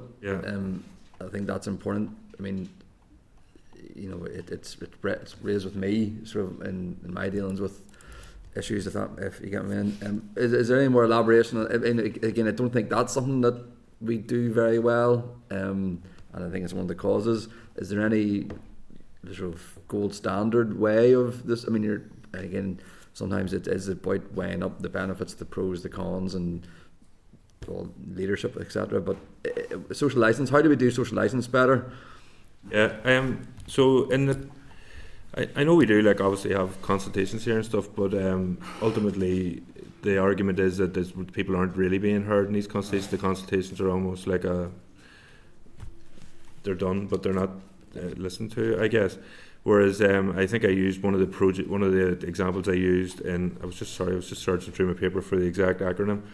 But it was put forward again by the Strategic Investment Board. But it's a system in France where they have a very open and transparent process at the start of projects, where where representatives of public and certain bodies can come in and consult with the project designers and really have a hands-on approach. And they have found that has significantly cut down and almost not eradicated or removed completely, but really managed to deal with the idea of the problems that lead to things like judicial reviews and stuff like that there, because it's dealt with before the project has started, rather than when the projects almost being stopped when it's, you know, shovel ready. And for some reason my search thing won't work, but it is addressed in the paper, and it was proposed by the SAB. I did look a wee bit more detail. I sort of, the paper was getting a wee bit long, but there are processes similar to that in the Netherlands, you know, where the public engagement is very much at the forefront of project design, and there are other examples, but I'd be happy to provide it if you wanted more information on that aspect of social capital. That's good. With Germany, Holland, and France, Chair, learnings from the Keynesian chair of the Infrastructure Committee. If it's okay with you, Des, it's 11:30, and folks watching, if we would just take a break for 5 minutes, and we'll be right back with Cathal next with Des. Is that okay?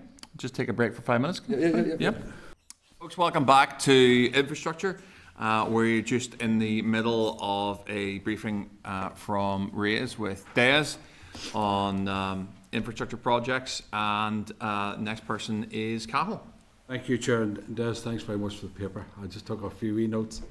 Remember back, because we did a follow-up report in PSC, and clearly, Chair, there have been some good questions already. This is not an easy subject to deal with. Yeah. To be fair, on major challenges going forward, but I just want to pick out some of the highlights, because you mentioned multi-year budgets, the single body oversight body. I remember we talked about a role for the head of the civil service. We talked about permanent secretaries. We talked about lack of commercial expertise. You know what I mean, in terms of advice. What else was it? Yeah, planning, smart targets, community, the social licence issue, community engagement, judicial reviews, which people are entitled to do. So in all of that, because there was a number of recommendations coming out of that they put forward in the follow-up report on previous reports in PSC. There, from top to bottom, there's major challenges. You know, you mentioned the SAB, and you mentioned the ISNI, and all those things. It was a very good report we've done. We're actually seeing, probably for the first time, the big challenge that there is. Multi-year budgets certainly would be a thing. Just to follow on, because I wrote it down myself, France, Germany, and Holland. And if we come to a point where there's multi-year budgets and proper strategy, do you feel in all the reports we've done so far on the stuff that you have researched, even if we included some of those models put together going forward, we now have the basis of trying to address the issues in the long-term future? You know what I mean? Yeah. You know, having it right from the ISNI point of view, from the Yeah.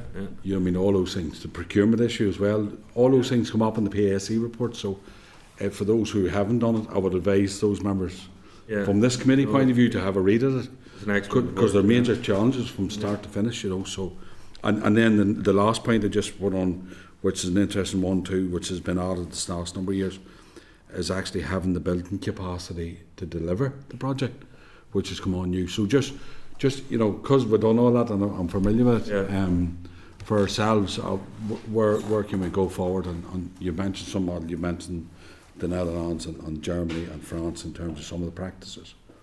Yeah, I think the overall theme of the report, and particularly the ICE comment that I highlighted at the end, the Institute of Civil Engineers, where I said it's not a matter of reinventing the wheel. They know the model that works, you know. So having the strong governance structures in place, like, you know, having an independent infrastructure body seems to be the way the industry are pointing there. It's been called for consistently. It's what's done everywhere else. So I can't really say if it's the best way, but everybody who is involved in the industry believes that's the best way to sort out that other thing. Obviously, the planning needs to be reformed to the point where it's, you know, it serves the contractors and it serves the public and it serves people who are delivering these projects better. You know, that makes it, you know, more easy, and it also makes it not more easy, but makes it more streamlined so that they can the planning process can take a much shorter time than what it currently does. And obviously, as you said, people are entitled to take judicial reviews. But if there is a means by which the engagement process can be improved at the earliest possible stage, that it avoids that going forward. I was just looking at some of the stats in Scotland. Of all the capital projects in France since it brought in that CNDP model, it was only 8% have ever been abandoned. It's really led to a much higher delivery rate for major capital projects, because they have that opportunity at the earliest possible stage to express any of their concerns. And you can see a lot of the projects that have gone down that route in Northern Ireland and GB over the last number of years, that could have really greatly helped. So, as I said, I think fixing the policy, the processes that are currently in place, and addressing the shortages and the issues in skills and things are the way we need to go. And I think that's been identified by the PSE, and all the other bodies involved. So the pathway is there, for it. No, and I think, and I'll finish this, Chair, because I mean it's a very good subject. The issue for us, obviously, one department its own autonomy, doing especially DFI with the capital spend. It's only when we looked at, and that's why I mentioned the head of the civil service, because that all come up in terms of all the permanent secretaries, the finance officers, and all those things come about as part of the report. And it's very easy for us to say scrutinise the minister in one department, but we see right across health, education, some of the projects here has been held up, and it's not. It's the actual procedures and processes right across. From ISNI, the whole lot, that we need to. If we don't get them right from the start, and then we're into the argument what departments gets what monies and all of that there, but. It's a very good paper, and from Des clearly outlined it. Chair. For us as a piece of work, and looking at our own capital project, that PSC report they've identified a number of recommendations, some good information. I think for ourselves, it's the way to go forward in terms of part of a proper scrutiny role and understanding the delivery of all that. Yeah, I think certainly the recommendations that I've made in the paper are based on the recommendations from the PSA, and the sort of combined with the other reports that have come out. I haven't really given. It's not my. I think we need to go to France and Germany and Holland, and I've no doubt I'll get backing from that to propose to go and look at some of that stuff. I'm not sure the committee budget will hold that on now, but neither would my French hold out, given the mark I got whenever I studied it. But that's very good, Cathal. Justin. Thank you, Chair. Thank you, Des. And as Cathal was saying there, Des, it's a major piece of work you've done, and a lot of intelligence within it. And I think you'll agree it's pretty damning in terms of where things stand currently within our system. Is that something you'd agree with? Yeah, as I said, consistently the reports from the various bodies using that I've referenced in the paper have all been pretty damning of the things. It's quite, when you look at the figures, potential 5 billion overspend that suggested by the SAB, and the length of time and delays in the planning system and stuff. There are a lot of issues that need to be resolved, definitely. 5 billion, that's a figure it's hard to get your head around. That's 5,000 million pounds overspend due to flaws within the system, essentially, and weak leadership and governance. Yeah, I think the SAB identified, there was in the previous I think it was decade, that there was a £3 billion projects went £3 billion over, and that based on the current, based on the issues and the things that have happened before, they thought that with the current infrastructure pipeline as it's set out, that the projects could cost £5 billion more than what they've been said they're supposed to cost at this point. So yeah, it is significant. It is worrying, I suppose. Yeah. I guess it's more than that. It's mind-boggling. It's absolutely mind-boggling that we could actually contemplate that reality proceeding if things are not checked or addressed, and who's responsible for checking and addressing this? You tell me. As Mr. Boyle pointed out, I think it's across the executive. You know, ultimately, the decision on whether or not whether there's going to be an independent infrastructure commission sits with the executive, and I think reforms to procurement and all those would also sit with the executive. And there are obviously then the ideas, you know, the issues around planning and will be for, you know, could be Department of Infrastructure. But I just think I think changes would probably need to be implemented across all the executive departments, or most of them anyway. Yeah, and the root causes are very telling as well in terms of planning, social license, project initiation, procurement, cost, and schedule estimates, and provision of expertise. They're all serious root causes which you would think would be fundamental to our system, but they're not there, and you'd wonder what's going on. A fragmented and complex planning system. It makes for a very alarming reading.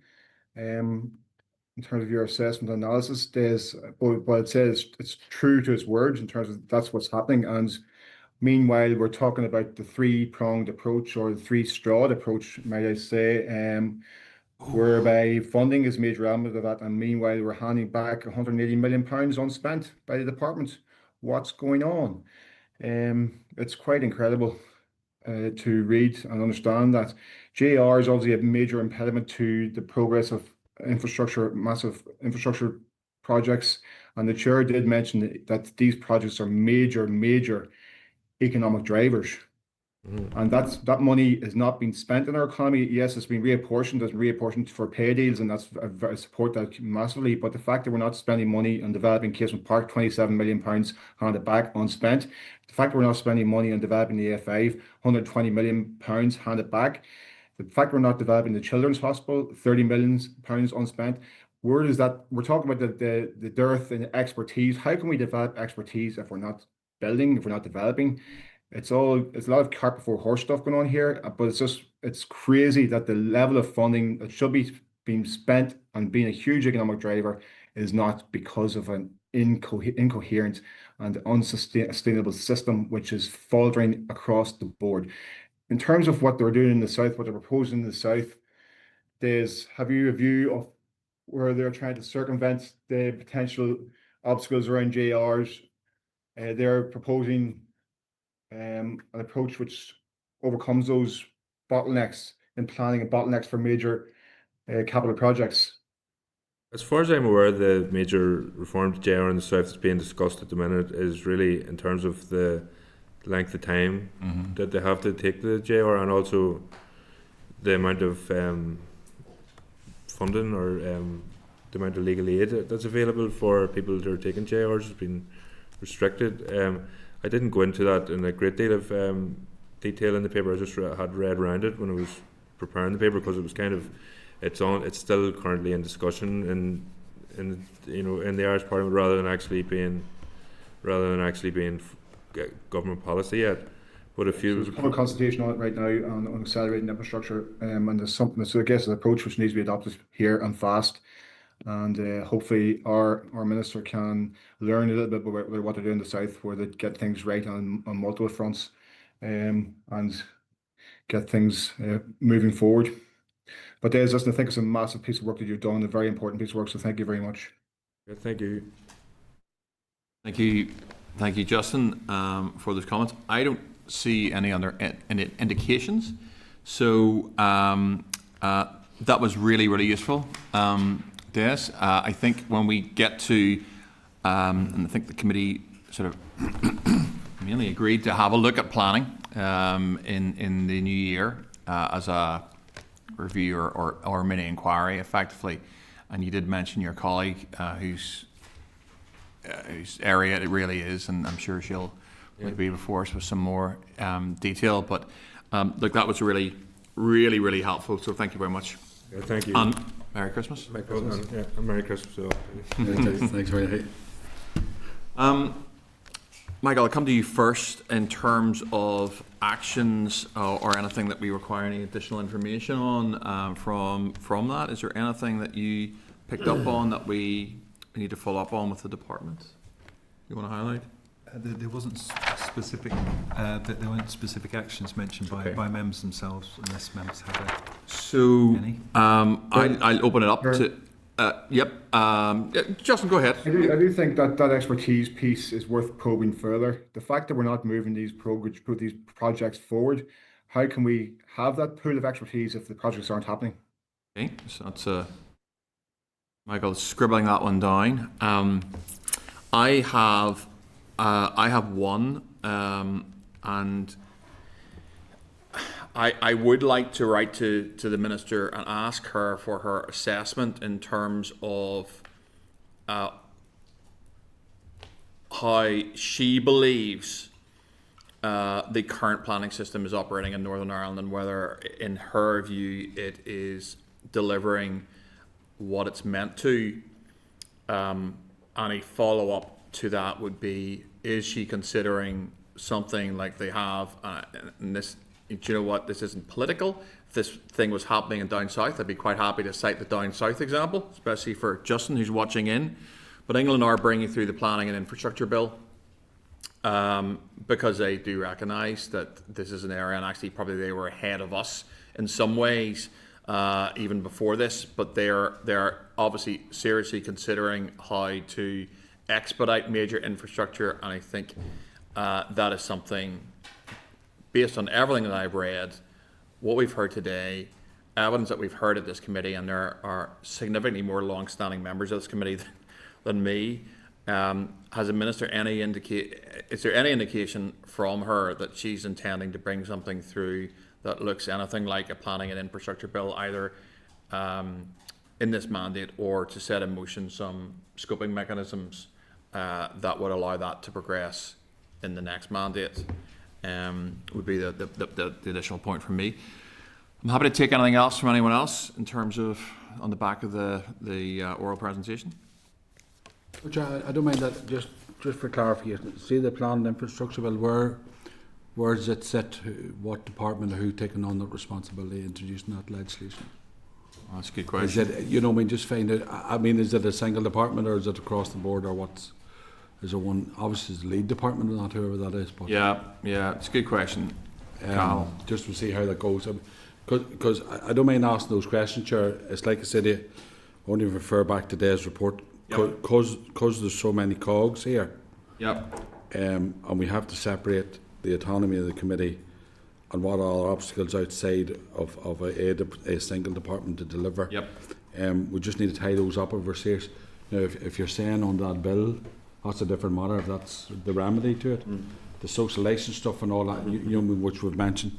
I'm just going by, once we've done a full report in the PSC, all those obstacles coming our way, and it just wasn't the case of, as we did it, it wasn't the case of we're picking out single projects from a department. Housing, communities and local government. Right, okay. So that's a sort of combined ministry under Secretary of State. Look, it's worth. It's worth asking the question. Yeah, no, absolutely. Yeah, I think it's worth asking the question. And what was the other question? And I'm fine. So it basically is a department either considering scoping an equivalent planning and infrastructure bill within the mandate, or putting in place mechanisms that this could happen in the future mandate? Chair, just the other question you mapped down for what Justin asked for. What was it? I'd just summarise. Yeah, summarise. Please do, Michael. If members are content. So the first thing was to write to the minister to ask if she had any plans to look at or increase the expertise within the department in terms of the delivery of capital projects. Her assessment of the current planning system delivery and whether it's adequate, and any plans to improve it. And thirdly, considering any legislative change, as in the Republic of Ireland or as in England, the planning and infrastructure bill. Just to remind members that there is a transformation project that we wrote to the department about. We received evidence about that in May when we were in Belfast Harbour. So the committee has written to the department for an update on the use of that transformation funding. And I just, if I may come in, see the other 3 points he made in terms of the socialising model, France and Holland or Netherlands, and then he mentioned some aspects. Are we getting more research done on those, or do we? Members would like that to Just happen. find out exactly we if there are could- better we practice, could better task to do models, and can be incorporated. You know, it actually may be part of that. The bit, you know, that infrastructure plan, infrastructure. If those are best practice models out there, certainly some. Yeah, I do think it's important. I mean, we hear it all the time about the consultations and the frustration that constituents, public have with it. So I think, yeah. I'm absolutely fine with that. No problems. Yeah. Yeah, thank you. Okay. Members agreed? Okay.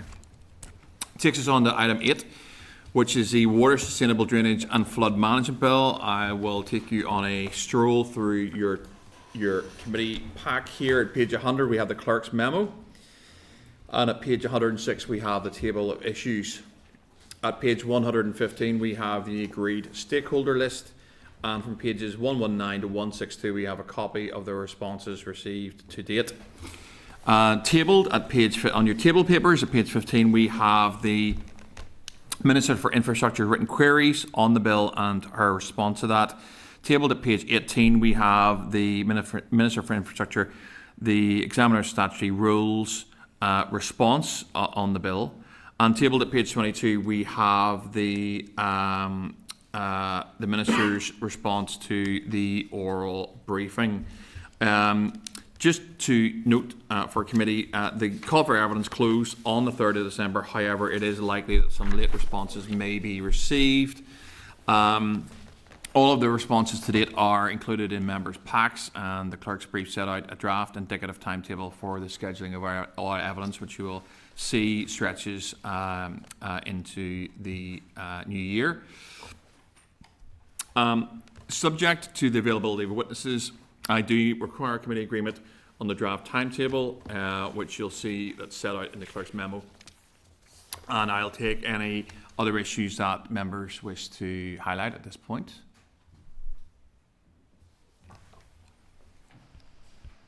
That sounds like a none. Do I therefore have committee agreement to proceed with the draft timetable? Yeah. Okay.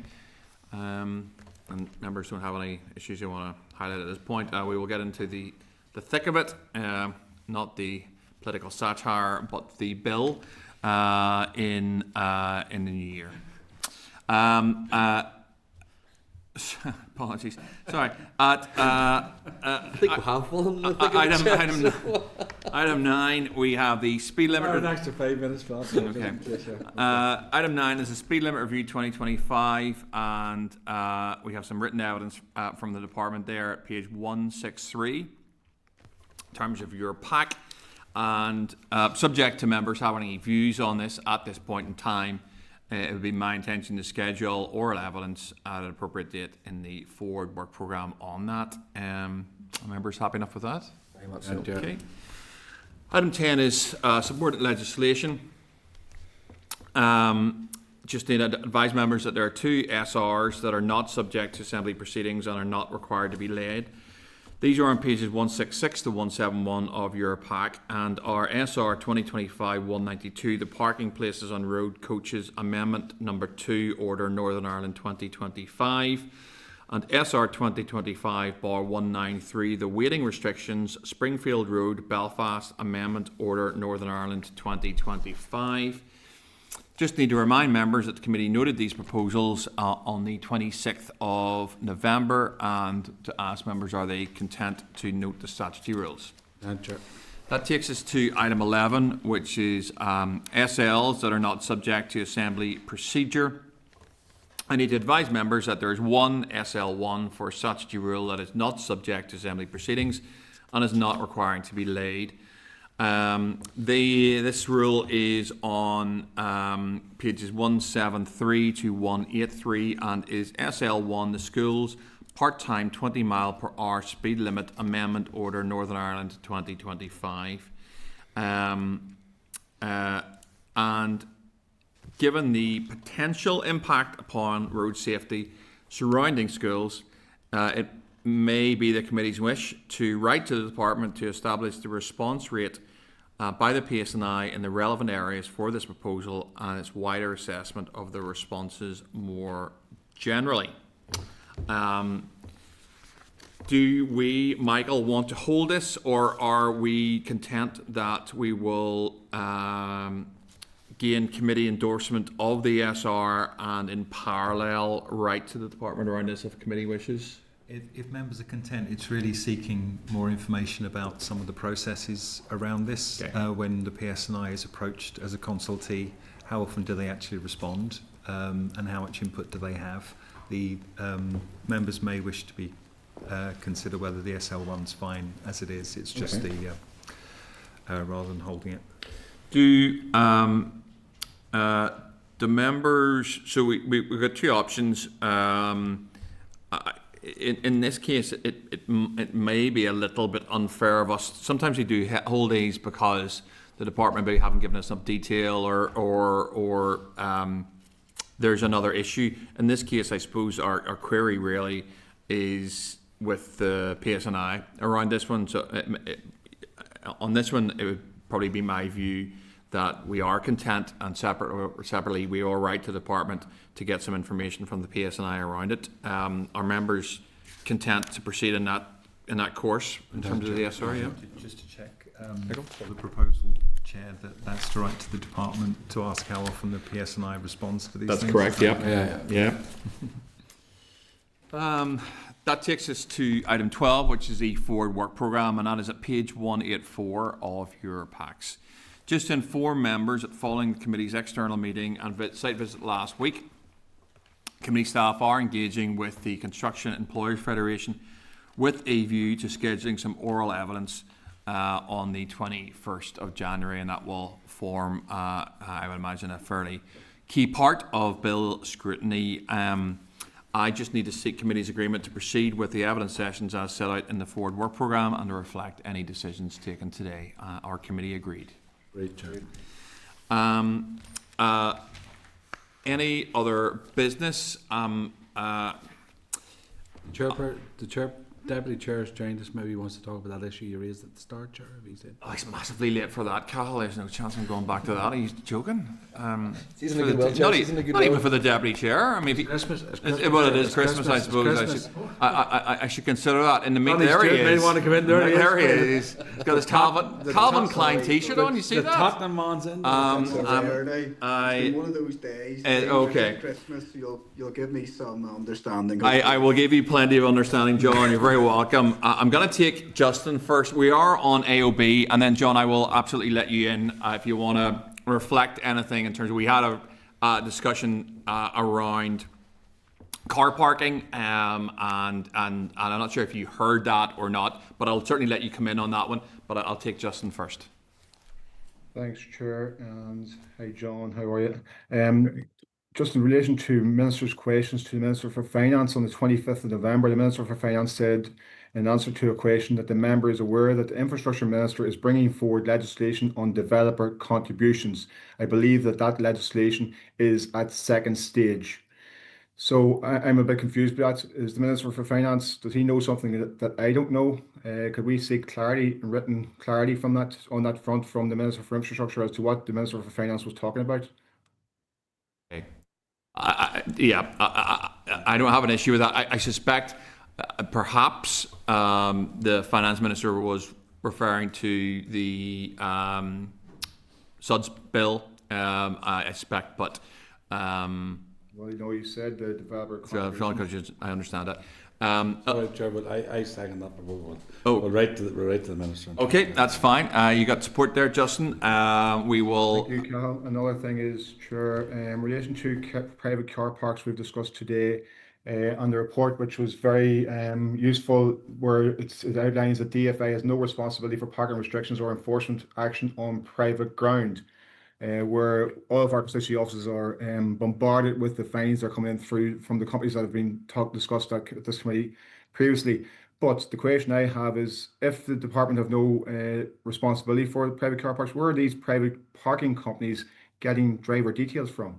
How are they able to write letters to people individually with heavy-handed enforcement, legalistic letters? Where are they getting that data from? Okay, no, that's a good question, We write to Justin. the minister and Yeah, we seek that absolutely can. See what the department comes back with. It's a really good point, Justin. Just on the Carl, point, sure. and that's the Same point, point. I was trying to get at early on about the legal advice. If we invite people in, Yep. and they say they're legally entitled to do this, that, and the other, is there any way we can get any We can. advice So, on that? that Because it follows on from what Justin said. about It's the- another good point. So, yeah. I think in terms of this, Ray's provided a paper, and they made pretty clear, and I think perhaps the clerk reminded me during the session that the Ray's paper wasn't legal advice. No, absolutely. There certainly seems to be a level of discrepancy, let me put it that way, around, there certainly seems to be a range of views around the legalities in some of these areas.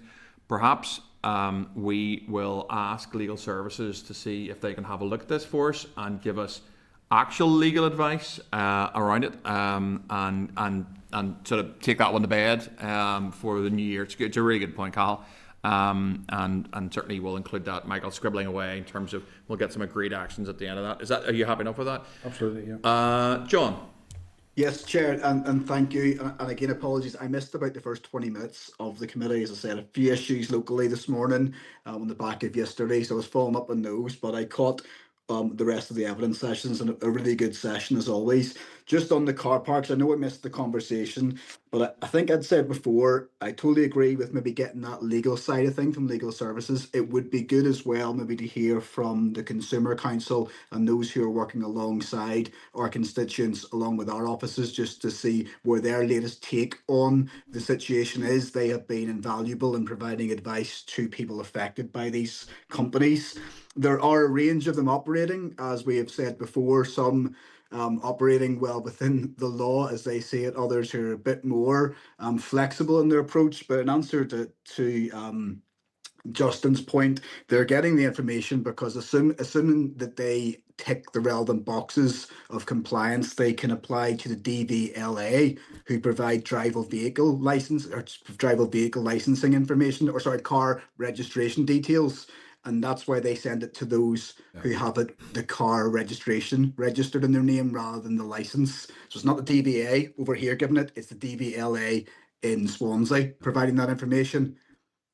That's the difference. So, and yes, they operate in a legal loophole here where there is no regulation. And once you have a piece of private land, you can apply to any of these companies and they can carry out the business as they see fit.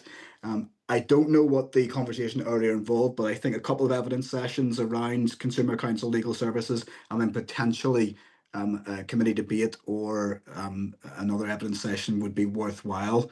I'm also conscious that any change in legislation here or regulation is probably going to be sensitive to the legislative bandwidth that we have left in this mandate, but it would be good at least to get it on the agenda and start raising awareness of it and be fully cognizant of what our constituents' rights are. Okay. No, John, that's very useful. You'll be thrilled that I suggested we have the companies in. So I know that's my Christmas present to you.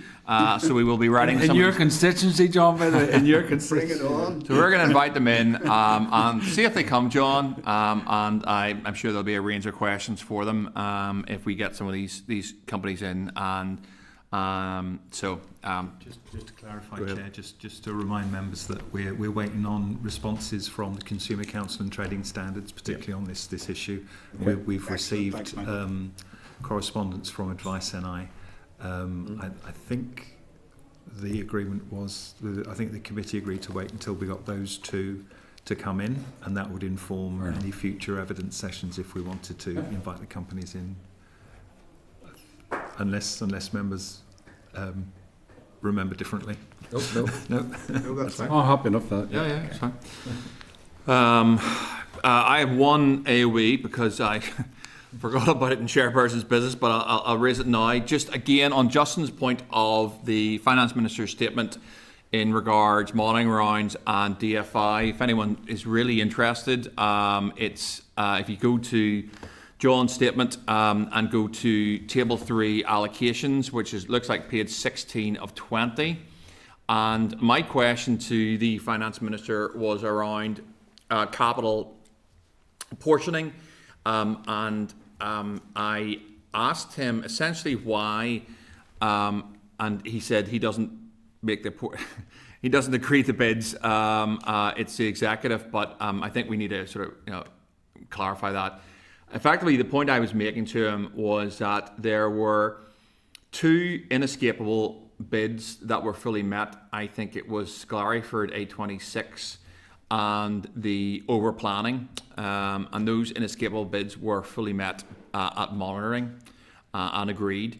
There were then two inescapable bids that were partially met: capital structural maintenance and Northern Ireland drinking water infrastructure. So the department had requested more money than was apportioned. Those bids were met at 13.2 on the capital structural and 4.1 on the drinking water infrastructure. So effectively they were both inescapables and they were both partially met. What raised my eyebrows was that, however, and I want to know how this happened, something called fleet replacement, which the department itself had identified as a high priority item. So just for committee knowledge, that's a level below inescapable costs. It was apportioned 5 million. And my question really to the finance minister was, why was there an agreement to apportion something to a high priority item when inescapable items that the department had submitted weren't fully met? No, I wasn't very happy. It wasn't very, look, he gave me an answer, but I don't think he answered my question whatsoever. And he said, look, it's not for me, sort of thing. So I don't know if committee are interested enough in it that we write to both the minister and the finance minister, just asking what the process was. Does everyone understand what I'm talking about? Yeah, I think. Sorry. Is it in this pack, or is it? No, it's not. If you want to look at it, Andrew, it's in the statement. I think I remember the general gist on the over planning from last week, and I think I get where you're going. So okay. No. Yep. So exactly, there was 4 inescapables that were submitted. 2 of them were fully met. 2 of them were partially met, and then for some reason there was a high priority item which was fleet replacement, met at a cost of £5 million. But yet there was bandwidth both in the 2 inescapables that weren't fully met that could have soaked up the 5 million. So for some reason, inescapables were skipped over and funding was given to a high priority item that the department had identified as a high priority item, but their inescapables were still not fully met. My question is, why?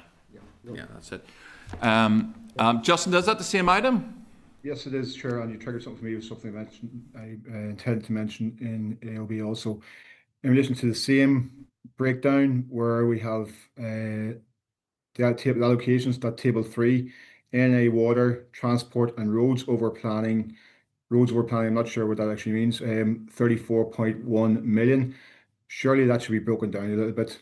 What was spent on NA water and what element of NA water was it spent on? What was spent on transport? Where was it spent on transport? And what was spent specifically on roads over planning? To bulk those all in together, it looks to me a bit sus, frankly.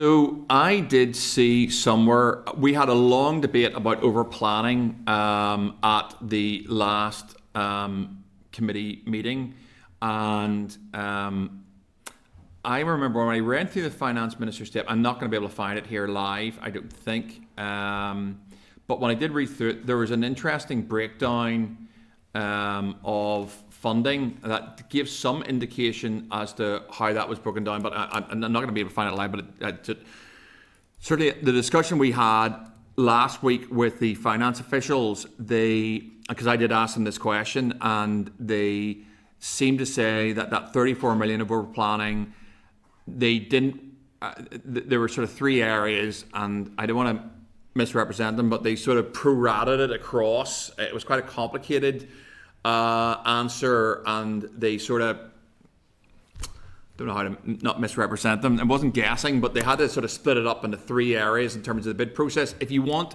a little bit more detail that will only pose more questions to you, if you go back to the last committee pack and actually go to the bids that the department submit to DOF. So there's a way that all departments submit bids to DOF for monitoring rounds, and actually there's a bit of breakdown in that bid table from the department, which gives 3 numbers, which don't mean anything. And I did ask the Director of Finance around that. Certainly you can maybe listen to the, was there an answer on that? Or there's an audio somewhere? There's an audio. Yes. There's an audio somewhere of that meeting. It wasn't an Hansard. You could see there was a bit of discussion just between myself and the Director of Finance around those figures, which will probably lead you to more questions and perhaps answers. But if you have a particular question on this that you want answered, that's fair, Chair. If it's been addressed before, that's be a call back. We'll review that and come back as appropriate. Thank you. Our committee agreed to. Sorry, just on. Did we get agreement on? Was there anything from John that we needed agreement on?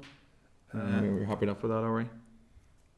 I think we had a discussion about hearing from the Consumer Council. Yeah, that's fine. And we were going to wait for the Consumer Council and get back to us. To get back to us. In that case, just on my item around just that inescapable high priority stuff, our committee agreed to write to the Finance Minister and Infrastructure Minister to get clarity around it.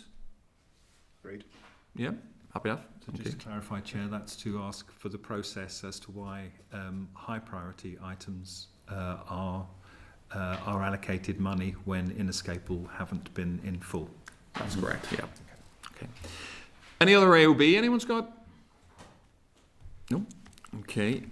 So the only other AOB coming from committee side is that it's standard practice to delegate authority to the chair and deputy chair during periods of recess to submit views on the releasing or withholding of information in any non-routine or contentious FOI requests that are received. Should this occur, the committee would be advised of any such requests and the views expressed by the chair and or deputy chair, along with a copy of the response issued by the FOI unit at the first meeting following the recess period. Our committee members agreed to continue with this practice.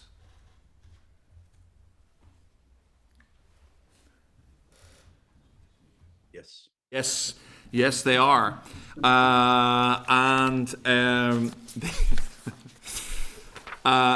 Item 14 is the date and time of the next meeting. I need to seek committee agreement for the next meeting to take place at 10 a.m. on Wednesday, the 14th of January, 2026, in room 29 in Parliament Buildings. Our committee agreed. Agreed. And all that leaves me with is wishing all the committee members, committee staff, Dallo sitting in the background, people watching this online, very Merry Christmas with every blessing and a Happy New Year. Give it to us again, Justin.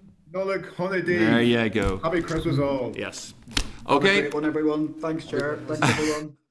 Merry Christmas to you all. Alec Holiday.